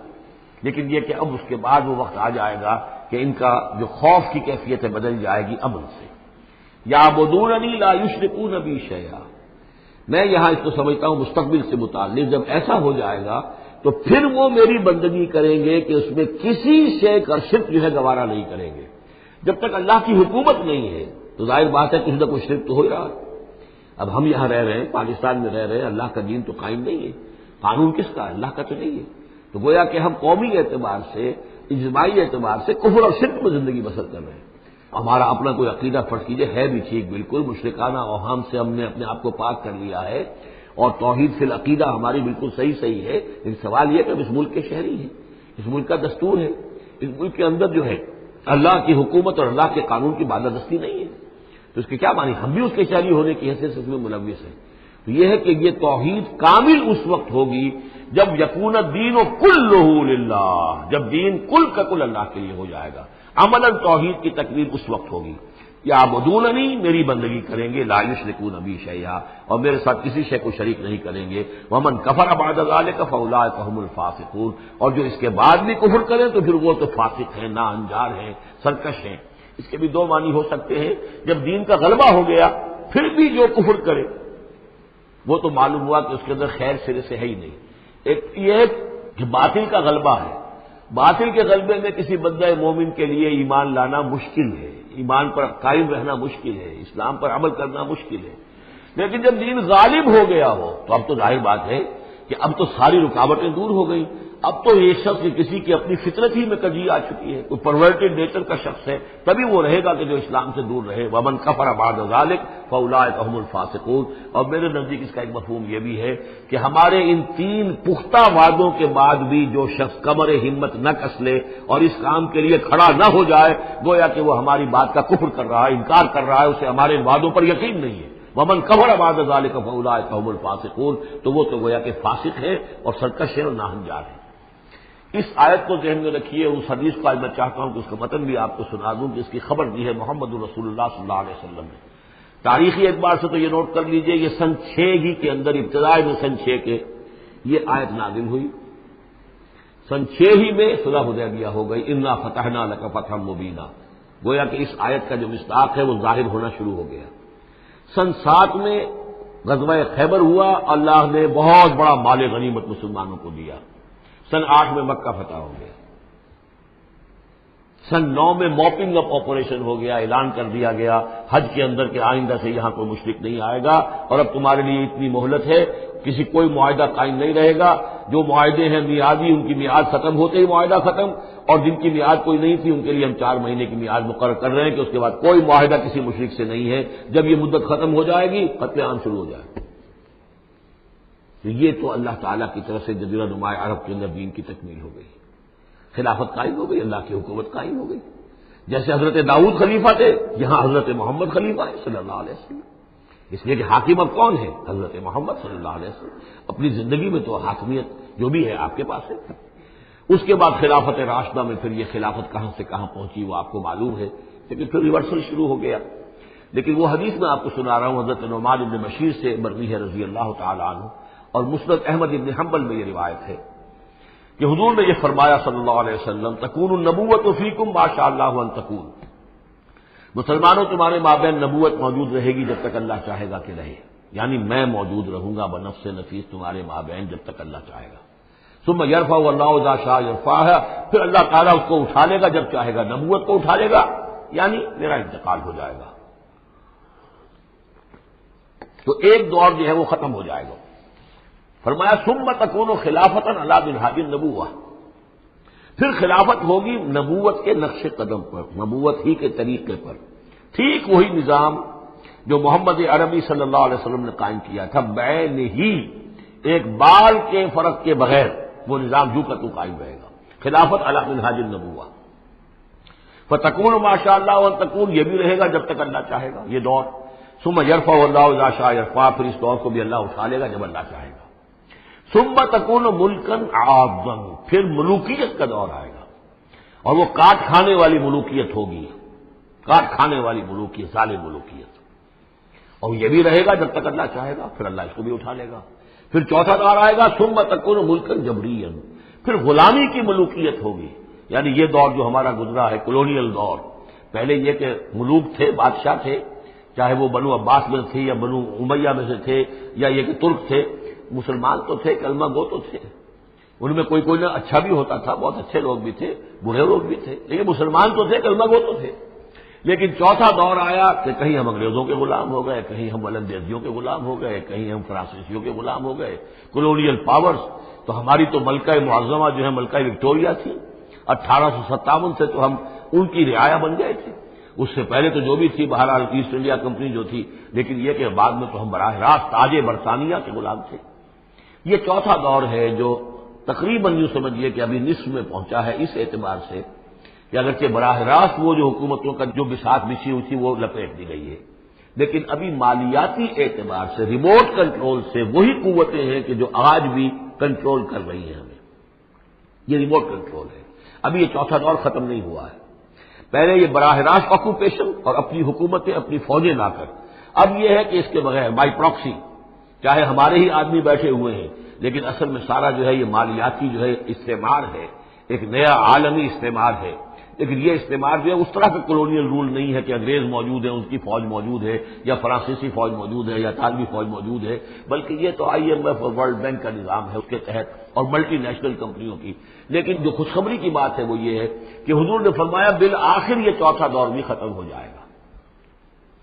اور خوشخبری یہ ہے کہ ثم تکون خلافۃ علی منہاج النبوہ، پھر دور آئے گا خلافت علی منہاج النبوہ کا. ثم سکت رسول اللہ صلی اللہ، اس کے بعد حضور خاموش رہے، اس لیے کہ اس کے بعد تو دنیا کے خاتمے کا معاملہ ہے. وہ خاتمے کے بارے میں عرض کر چکا ہوں، ایک طویل عرصے تک تو پوری دنیا میں وہ خلافت علی منہاج النبوہ رہے گی گلوبل، اس لیے کہ حضور نے یہ بتا دیا ہے کہ اب جب یہ خلافت علی منہاج النبوت کا نظام آئے گا تو کل روئے ارضی پر ہوگا. مسلم شریف میں روایت ہے، یہ حضرت ثوبان حضور کے ایک آزاد شدہ غلام تھے، جیسے کہ حضرت زید بن حارثہ بھی حضور کے غلام تھے، آپ نے آزاد کر دیا تھا. اسی طرح حضرت ثوبان بھی ہے مولا، ان ثوبان مولا رسول اللہ صلی اللہ علیہ وسلم. اس میں روایت کیا ہے، حضور نے فرمایا ان اللہ زوالی الارض، اللہ نے میرے لیے ساری زمین کو لپیٹ دیا یا سکیڑ دیا. فرائے تو مشارقہا و مغاربہا، تو میں نے سارے مشرق دیکھ لیے زمین کے، سارے مغرب دیکھ لیے. وَإِنَّ أُمَّتِي سَيَبْلُغُ مُلْكُهَا مَا زُوِيَ لِي مِنْهَا، اور میری امت کی حکومت ان تمام علاقوں پر قائم ہو کر رہے گی جو اس طرح زمین کو سکیڑ کر یا لپیٹ کر مجھے دکھا دیے گئے. اور یہ روایت صحیح مسلم کی ہے. اسی طرح کی ایک اور حدیث ہے حضرت مقداد بن الاسود سے رضی اللہ تعالی عنہ کہ اس روئے ارضی پر کوئی گھر اور کوئی خیمہ نہیں بچے گا، یعنی سیٹل جو علاقے ہیں جہاں گھر ہیں، شہر ہیں، گھر بنے ہوئے ہیں، مکان بنے ہوئے ہیں، یا نومیڈک ٹرائبز جہاں بھی ہیں کہ وہ اپنے خیمے لے کے ادھر سے ادھر جاتے رہتے ہیں، نہ کوئی گھر بچے گا نہ خیمہ جس میں اللہ کا دین داخل نہ ہو جائے. بعز عزیز اور ذل ذلیل، یا تو یہ کہ گھر اور خیمے والا اسلام قبول کرے گا، اسلام اس کے گھر میں داخل ہوگا، اس کا بھی اعزاز ہوگا. اور یا وہ گھر والا اسلام قبول نہیں کرے گا لیکن اسلام کی بالادستی جو ہے تسلیم کرنی پڑے گی. یؤت الجزیۃ عن ید وہم صاغرون، یہ جو ہم پڑھ رہے ہیں سورہ توبہ کے اندر، تو گویا کہ اس کے گھر میں بھی اسلام تو آ گیا لیکن وہ بدبخت جو ہے اسلام کی نعمت سے اور اس کے اعزاز سے محروم رہا. یہ ہے وہ خبر کہ جو ہے صحیح احادیث ہیں. اور یہ منطقی طور پر بھی سمجھ لیجئے کہ قرآن مجید میں یہ بات واضح کر دی گئی کہ حضور کو بھیجا گیا غلبہ دین کے لیے، 3 دفعہ فرمایا. سورہ توبہ میں ہم پڑھ چکے ہیں، 2 مرتبہ آگے اور آنا ہے. هو الذی ارسل رسولہ بالہدی ودین الحق لیظہرہ علی الدین کلہ، اور 5 مرتبہ فرمایا کہ حضور کو بھیجا گیا پوری نوع انسانی کے لیے. اس کی سب سے نمایاں اور سب سے جو لوگوں کے اندر عام طور پر معروف آیت ہے وہ یہ ہے وما ارسلناک الا کافۃ للناس بشیرا ونذیرا. ویسے ہم پڑھ رہے ہیں سورہ انبیاء میں وما ارسلناک الا رحمۃ للعالمین، اس کا بھی مفہوم یہی ہے، تمام جہان والوں کے لیے ہم نے بھیجا ہے آپ کو رحمت بنا کر. اور ہم نے نہیں بھیجا ہے محمد آپ کو مگر پوری دنیا کے لیے، پوری نوع انسانی کے لیے بشیر اور نذیر بنا کر. ان دونوں کو جوڑو تو اس کا منطقی نتیجہ بھی یہ ہے کہ حضور کی بعثت کا مقصد مکمل ہوگا ہی اس وقت جبکہ کل عالم انسانیت پر دین حق غالب ہو جائے، اور یہ ہو کر رہنا ہے. ومن کفر بعد ذلک فاولئک هم الفاسقون واقیموا الصلاۃ وآتوا الزکاۃ، اور نماز قائم کرو اور زکات ادا کرو. واطیعوا الرسول لعلکم ترحمون، رسول کی اطاعت کرو تاکہ تم پر رحم کیا جائے. چونکہ روح سخن منافقین کی طرف ہے، اور میں نے آپ کو بتایا تھا ان پر جو شاخ گزر رہی تھی وہ در حقیقت رسول کی اطاعت تھی.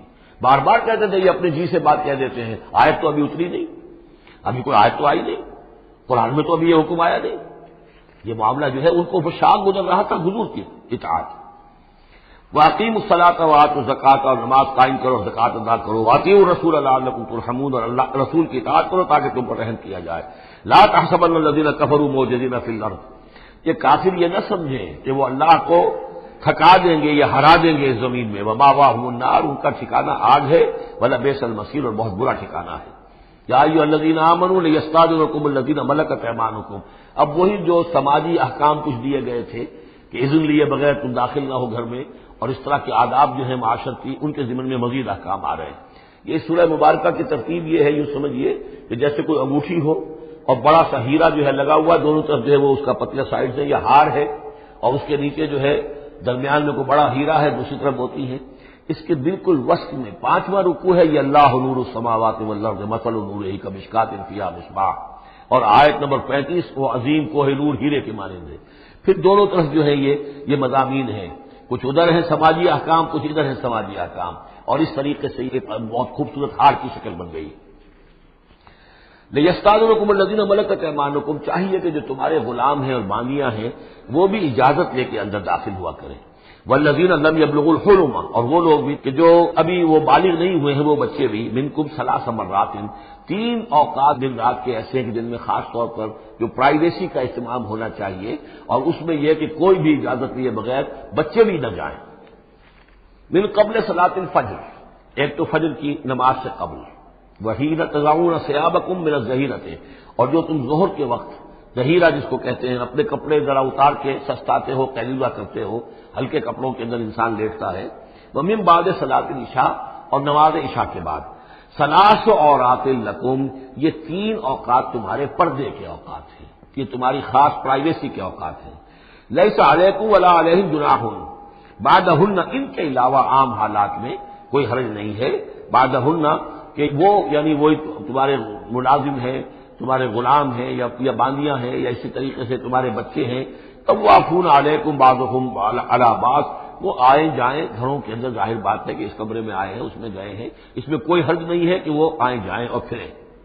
کذالک یبین اللہ لکم الآیات، اسی طرح اللہ تعالیٰ تمہارے لیے اپنی آیات واضح کر رہا ہے، واللہ علیم الحکیم، اور اللہ تعالیٰ علیم اور حکیم ہے۔ وَإِذَا بَلَغَ الْأَطْفَالُ مِنْكُمُ الْحُلُمَ، اور جب تمہارے بچے جو ہیں، جو لڑکے ہیں، وہ بھی بالغ ہو جائیں، انہیں سب سمجھ آ جائے، جو بھی معاملات ہیں دونوں شوق کے، فَلْيَسْتَأْذِنُوا كَمَا اسْتَأْذَنَ الَّذِينَ مِن قَبْلِهِمْ، تو پھر وہ بھی اذن لے کر اسی طرح داخل ہوا کریں جیسے کہ پہلا حکم آیا تھا کہ اذن لیے بغیر گھر میں داخل نہ ہو۔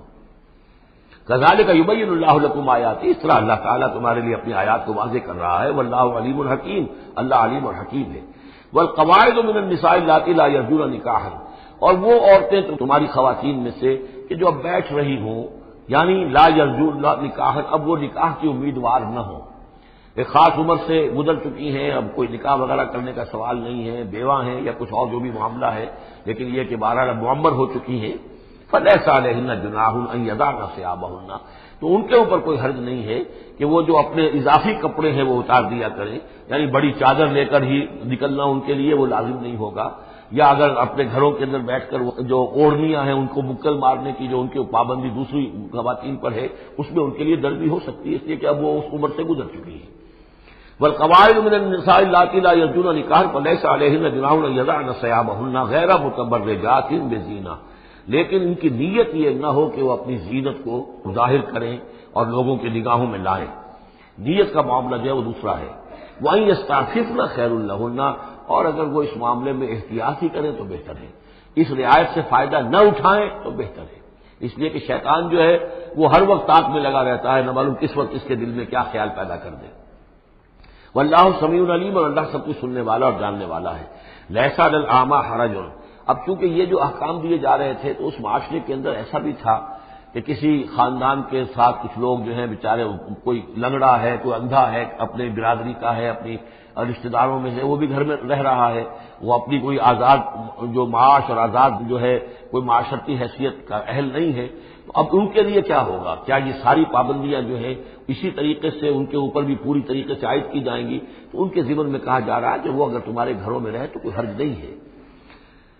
لیس علی الاعمی حرج، کوئی کسی اندھے کے اوپر کوئی حرج نہیں ہے، کوئی تکلیف نہیں ہے، ولا علی الاعرج حرج، اور نہ ہی کسی لنگڑے پر، ولا علی المریض، اور نہ بیمار پر حرج، ولا علی انفسکم، نہ تمہارے اوپر کوئی تنگی ہے، ان تاکلوا من بیوتکم و بیوت آبائکم، کہ تم کھانا کھایا کرو اپنے گھروں سے، اپنے باپوں کے گھروں سے، اور بیوت امہاتکم، یا اپنی ماؤں کے گھروں سے، اور بیوت اخوانکم، اپنے بھائیوں کے گھروں سے، اور بیوت اخواتکم، یا اپنی بہنوں کے گھروں سے، اور بیوت اعمامکم، یا اپنے چچاؤں کے گھروں سے، اور بیوت عماتکم، یا اپنی پھوپھیوں کے گھروں سے، اور بیوت اخوالکم، یا اپنے ماموں کے گھروں سے، اور بیوت خالاتکم، یا اپنی خالاؤں کے گھروں سے، او ما ملکت مفاتحہ، یا یہ کہ جس کی کنجیاں تمہارے ہاتھ میں ہے، کارخانہ ہے، اس کے مالک ہی تم ہو، وہاں جاؤ اور وہاں پر جا کر تم کھانا پینا ہو تو کھاؤ، اور صدیقکم، یا تمہارے اپنے دوست ہیں اس کے گھر سے، لیس علیکم جناح ان تاکلوا، کوئی حرج نہیں ہے تم پر اس میں، ان تاکلوا جمیعا، کہ سب مل کر کھاؤ، او اشتاتا، یا علیحدہ علیحدہ کھاؤ۔ اس کو خامخواہ بعض لوگوں نے عورتوں اور مردوں کے اوپر وہ جو ہے اس کا انتباہ کر دیا ہے کہ چاہے تو عورت اور مرد مل کر کھائیں اور چاہے تو وہ علیحدہ علیحدہ کھائیں. یہاں مراد یہ ہے کہ بسا اوقات ایسے مواقع پر انتظار میں بڑی دقت ہوتی ہے. جیسے آج کل آپ کو معلوم ہے کہ ولیمہ ہے اور ٹائم دے رکھا ہے 9 بجے کا اور 12 بج رہے رات کے. لڑکی والے تو آئے نہیں، اس لیے ولیمہ ہو نہیں سکتا. بیٹھے ہوئے لوگ سوکھ رہے ہیں. کیا ضرورت ہے؟ جو آئے ہیں وہ کھائیں اور جائیں. لہذا یہ نہیں ہے کہ سب کے سب جمع ہو کر ہی اور ایک کی جمعیت ہو تبھی وہ کھائیں، بلکہ یہ کہ اپنی ضرورت کے تحت جیسے بھی ہو اگر سب مل جل کر بیٹھ کر کھائیں تب بھی کوئی حرج نہیں، اور اگر علیحدہ علیحدہ گروپس کے اندر یہ کھا لیا جائے تب بھی کوئی حرج نہیں. یہ مجلسی احکام جو دیے جا رہے ہیں اس سے مراد یہ نہیں ہے کہ سطر اور حجاب کے احکام بھی یہاں پہ ٹوٹ جائیں گے اور یہاں پر جو ہے گھریلو جو ہے اگر پارٹیز کو تھرو کی گئی ہیں تو اس میں کوئی پردے وردے کی حاجت نہیں ہے، اس میں مرد اور عورتیں جو ہے وہ مخلوط طور پر شریک ہو جائیں. معاذ اللہ، یہ مراد نہیں. فَإِذَا دَخَلْتُمْ بُيُوتًا فَسَلِّمُوا عَلَىٰ أَنفُسِكُمْ، پھر جب تم گھروں میں داخل ہو تو اپنے آپ پر سلام بھیجا کرو. یعنی انفسکم کی مراد ہے گھر میں رہنے والے جو ہیں وہ تمہارے ہی میں سے ہیں، تمہارے رشتہ دار ہیں، عزیز ہیں، یا تمہارے اپنے گھر میں بھی داخل ہو تو السلام علیکم کہو. تحیۃ من عند اللہ مبارکۃ طیبۃ، یہ دعا ہے اللہ کے پاس سے، اللہ نے تمہیں سکھائی ہے السلام علیکم، اور یہ مبارک بھی ہے اور پاک بھی ہے. کذالک یبین اللہ لکم الآیات لعلکم تعقلون، اسی طرح اللہ تعالیٰ تمہارے لیے اپنی آیات کو واضح کر رہا ہے، کھول کر بیان کر رہا ہے تاکہ تم عقل سے کام لو. اب آخری جو رکوع ہے اس کا، اس سورہ مبارکہ کا، اور اس کی کل 3 آیات ہیں، یہ خالص جماعتی زندگی، وہ جو جہاد اور قتال کے لیے یا کسی اور اجتماعی کام کے لیے حضور جب نکلتے تھے اور اہل ایمان آپ کے ساتھ ہیں، اس وقت کیا صورتحال ہونی چاہیے. انما المؤمنون الذین آمنوا باللہ ورسولہ، مومن تو صرف وہی ہیں جو ایمان لائے اللہ پر، اس کے رسول پر. وَإِذَا كَانَ مَعَهُ عَلَىٰ أَمْرٍ جَامِعٍ، اور جب وہ ہوتے ہیں ان کے ساتھ یعنی رسول کے ساتھ کسی اجتماعی کام کے ضمن میں، لم یذهبوا حتى یستاذنوہ، تو وہاں سے جاتے نہیں ہیں جب تک کہ اجازت نہ لے لیں. اب آپ نکلے ہیں کسی کام کے لیے، ایک نفری ہے آپ کے ساتھ، لیکن یہ کہ کوئی کہیں کھسک جائے کوئی کہیں کھسک جائے تو یہ تو صحیح نہیں ہے. وہ تو یہ ہے کہ اب اس اجتماعی نظم کا تقاضا یہ ہے کہ اب جہاں بھی وہاں سے کوئی عذر پیش آ گیا ہے، کوئی ایسی مجبوری ہے، کوئی جانا ہے تو اجازت لے کر جائیں. علی امر جامع لم یذهبوا حتى یستاذنوہ، جب تک کہ اذن نہ لے لیں. ان الذین یستاذنونک اولئک الذین یؤمنون باللہ ورسولہ، یقیناً اے نبی جو لوگ آپ سے اجازت لیتے ہیں وہی ہیں کہ جو ایمان رکھتے ہیں اللہ پر، اس کے رسول پر. فیستاذنوک، پھر جب وہ آپ سے کوئی اجازت مانگے، رخصت مانگے، لبعض شانہم، اپنی کسی عذر کی وجہ سے، فاذن لمن شئت منہم، تو اجازت دے دیجئے جسے آپ چاہیں. مطلب یہ ہے کہ جو لیڈر ہے، جو اس وقت سپہ سالار ہے، اسے معلوم ہے سچویشن کیسی ہے، میرے پاس کوئی اضافی نفری ہے جس میں سے میں کسی کو ریلیو کر سکتا ہوں، یا پہلے ہی میرے پاس کم نفری ہے، اس میں کسی اور کی کمی جو ہے وہ اور زیادہ خطرناک ہو جائے گی نتائج کے اعتبار سے. لہذا یہ نہیں ہے کہ صاحب میں نے اجازت طلب کی تو مجھے اجازت ملنی چاہیے. یہ نہیں، اجازت کیا ہوئی پھر؟ یہ تو وہی ہے کہ تھانے داروں کسی معافی مانگتی ہے، اچھا میں نے تو کچھ نہیں کیا لیکن اگر آپ سمجھتے ہیں کہ میں نے کچھ کیا تو میں معافی مانگتا ہوں. یہ تو در حقیقت الٹی دھونس ہے کہ آپ بڑے کمینے آدمی ہیں، میں نے تو کچھ کیا نہیں تھا پھر بھی آپ سمجھ رہے ہیں کہ میں نے کچھ کیا ہے، تو میں اتنا اونچا ہوں کہ پھر بھی میں معافی مانگتا ہوں. یہ در حقیقت وہ انداز نہیں. اجازت تو طلب کرنی ہے تو یہ ہے کہ اجازت لے کر اجازت ملے، اور یہ اختیار جو ہے پھر اے نبی آپ کو ہے کہ آپ چاہیں تو اجازت دیں. فاذن لمن شئت منہم واستغفر لہم اللہ، اور اس پر بھی ان کے لیے استغفار کیجیے اللہ سے، کیونکہ انہوں نے ظاہر بات ہے اپنے کسی ذاتی کام کو زیادہ اہمیت دی ہے اس اجتماعی کام سے. یہ اجتماعی کام نبی کا ذاتی نہیں ہے، یہ دین کا کام ہے، اللہ کے دین کا کام ہے. دین کو غالب کرنا فرض منصبی اللہ کی طرف سے ہے ان پر، لہذا اس کے لیے تم ان کے ساتھ نکلے ہو. لہذا یہاں پر جو ہے اب اگر تم نے اپنے ذاتی کام کو اس دین کے کام سے اہم تر سمجھا ہے تبھی تو یہاں سے رخصت لے کر جا رہے ہیں. یہ خود ایک ہلکی بات ہے، گویا کہ تم نے دین کے کام کو کمتر سمجھا ہے اپنے کام سے اور اس کو اہمیت زیادہ دی ہے. لہذا استغفار، اے نبی ان کے لیے استغفار کیجئے. واستغفر لہم اللہ، اور ان کے لیے استغفار کیجئے. ان اللہ غفور الرحیم، یقیناً اللہ تعالیٰ غفور الرحیم ہے. ایک بات البتہ نوٹ کر لیجئے کہ یہ مضمون جب سورہ توبہ میں آیا ہے تو اس سے اگلا قدم ہے. یہ چونکہ ہے سن 6، وہ ہے سن 9، 3 سال میں فرق کیا واقع ہوا. ابھی تو فرمایا گیا ہے کہ جو اجازت لے کر جاتا ہے نبی وہ وہی ہے کہ جو واقعی ایمان رکھتا ہے، لیکن وہاں فرمایا گیا جو ایمان رکھتے ہیں وہ اجازت لیتے ہی نہیں. وہ جو موقع تھا وہ تھا نفیر عام کا موقع، وہ موقع تھا نہایت ہی یوں سمجھیے ایمرجنسی کا موقع۔ اس موقع پر اجازت طلب کرنا ہی در حقیقت اس بات کی علامت تھی کہ یہ منافق ہے، لہذا وہاں روکا گیا۔ آپ نے کیوں اجازت دے دی؟ اف اللہ عنک لما اذنت لہم، کیوں آپ نے اجازت دے دی؟ آپ کی اجازت آپ نہ دیتے تب بھی انہوں نے جانا نہیں تھا، تو ان کا جو نفاق کا پردہ چاک تو ہو جاتا نا، ان کی حقیقت تو کھل جاتی۔ تو یہ وقت کے حوالے سے ہے، اور اس کو درجہ بندی بھی کہہ سکتے ہیں۔ ایک وہ لوگ ہیں جو اس دین کے کام کے لیے اس درجے ہمتن اپنے آپ کو پیش کر چکے ہیں کہ دنیا کے کسی بھی کام کو اس سے اہم تر نہیں سمجھتے، وہ کیسے اجازت طلب کریں گے؟ اس سے نچلا درجہ ہے کہ وہ لوگ ہیں جو دین کے اس کام میں لگے ہوئے ہیں، لیکن کم سے کم نظم کی اتنی پابندی تو کرتے ہیں کہ اگر کہیں انہیں ضرورت پیش آ گئی جانا ہے تو اجازت لے کر جائیں۔ اس سے نیچے وہ لوگ ہیں جو اجازت کے بغیر ہی کھسک گئے تو معلوم ہے ان کا تو سرے سے اس کام سے سرے سے کوئی تعلق ہے ہی نہیں۔ تو درجے بندی ہے، سیڑھیاں ہیں، اوپر کی سیڑھی کے اعتبار سے درمیانی سیڑھی نیچے ہے، لیکن نیچے والی سیڑھی کے اعتبار سے درمیانی اونچی ہے۔ تو یہ ریلیٹو معاملہ جو ہے رہے گا کہ ایک وہ لوگ ہیں جو سرے سے اس کا بھی خیال نہیں کرتے کہ اجازت لیں، اجتماع ہے، کوئی اس کی معاملت بھی نہیں کی ہے، نہ بعد میں کی ہے، نہ پہلے کہا ہے کہ میں نہیں آ سکتا، معلوم ہوا کہ انہیں کوئی سرے سے احساس ہی نہیں ہے کہ ہم کسی نظم کے پابند ہیں اور ہماری کوئی ذمہ داری ہے۔ اس سے بہتر کم سے کم وہ لوگ ہیں کہ جو اپنا عذر پیش کر دیتے ہیں، اجازت لے لیتے ہیں۔ لیکن اس سے بھی بہتر اونچا درجہ ہے کہ دنیا کے کسی بھی کام کو دین کے اس کام سے اہم تر مت سمجھو، اللہ تعالیٰ تمہارے کام سنوارے گا، اللہ تعالیٰ تمہاری ذمہ داری قبول کر لے گا، تم اللہ کے کام کے لیے نکلو۔ لا تجعلوا دعاء الرسول بینکم کدعاء بعضکم بعضا، تم یہ رسول کا بلانا اپنے مابین ایسے نہ سمجھ لو جیسے تمہارا آپس میں ایک دوسرے کو بلانا ہوتا ہے۔ بلانا یہ بھی ہے، آپ نے کسی کو دعوت دی، میرے گھر آئیے کھانا کھائیے، رسول نے دعوت دی، کیا یہ برابر ہو جائے گا معاملہ؟ لیکن ایک بلانا یہ ہے کہ رسول پکار رہا ہے تمہیں کہ آؤ اللہ کی راہ میں چلو میرے ساتھ، ایک یہ کہ کوئی عام آدمی آپ کو کہہ رہا بھائی میرا ایک کام ہے، ذرا میرے اس کام کے لیے تھوڑی دیر کے لیے آ جائیے، کچھ مجھے چاہیے، مدد چاہیے، تو زمین و آسمان کا فرق ہو گیا۔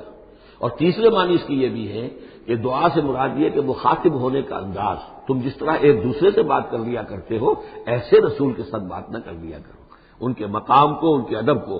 یہ سورہ حجرات میں جا کر تفصیل سے ہی بات آئے گی، لا ترفعوا اصواتکم فوق صوت النبی ولا تجہروا له بالقول کجہر بعضکم لبعض ان تحبط اعمالکم۔ تو یہ تینوں مفہوم اس کے ہیں۔ قد یعلم اللہ الذین یتصدون منکم لواذا، اللہ کو خوب معلوم ہے تم میں سے وہ لوگ جو اوٹ لے کر کھسک جاتے ہیں، یعنی کہیں نکلے تو ہیں، درج ہو گیا کہ یہ بھی جانے والوں میں ہے، کہیں دیکھا کہ کوئی دیکھ نہیں رہا کھسک گئے، یا اجتماع ہے بیٹھے ہوئے ہیں، وہیں پر اب بات آئی ہے کہ اب ایک مہم درپیش ہے، اب انہیں سمجھ میں آ گیا کہ اب نام مانگے جائیں گے، کون لوگ اس کے لیے اپنے آپ کو والنٹیئر کرتے ہیں، تو اس سے پہلے کہ وہ مرحلہ آئے وہ وہاں سے کھسک جائیں۔ یتسللون منکم، جو سٹک جاتے ہیں، کھسک جاتے ہیں آنکھ بچا کر لواذا، فلیحذر الذین یخالفون عن امرہ، تو انہیں ڈرنا چاہیے کہ جو رسول کے معاملے میں رسول کے بات کی مخالفت کرتے ہیں، ان تصیبہم فتنۃ، کہ ان پر کوئی عذاب اللہ کی طرف سے آ جائے، کوئی پکڑ آ جائے، کوئی بہت بڑی آزمائش آ جائے، اور یصیبہم عذاب علیم، یا ان کے اوپر کوئی بہت بڑا دردناک عذاب آ جائے۔ الا ان للہ ما فی السماوات والارض، آگاہ ہو جاؤ، یقیناً اللہ ہی کے لیے ہے جو بھی کچھ ہے تمام آسمانوں میں اور جو بھی کچھ ہے زمین میں۔ قد یعلم ما انتم علیہ، اللہ خوب جانتا ہے کہ تم کس مقام پر کھڑے ہو، تمہاری حیثیت کیا ہے، حقیقت کیا ہے، ایمان کتنا ہے، کتنے پانی میں ہو، تمہارے اعمال کیسے ہیں، ما انتم علیہ، جس حال میں تم ہو اللہ خوب جانتا ہے۔ ویوم یرجعون الیہ، اور جس دن کہ وہ لوٹائے جائیں گے اللہ کی طرف، فینبئہم بما عملوا، تو اللہ تعالیٰ ان کو جتلا دے گا جو کچھ کے عمل انہوں نے کیے ہوں گے۔ واللہ بکل شیء علیم، اور اللہ ہر چیز کا علم رکھنے والا ہے۔ یہاں تیسرا گروپ جو ہے مکی اور مدنی صورتوں کا وہ ختم ہو گیا۔ مکی صورتیں 14، مدنی صرف 1، سورہ نور۔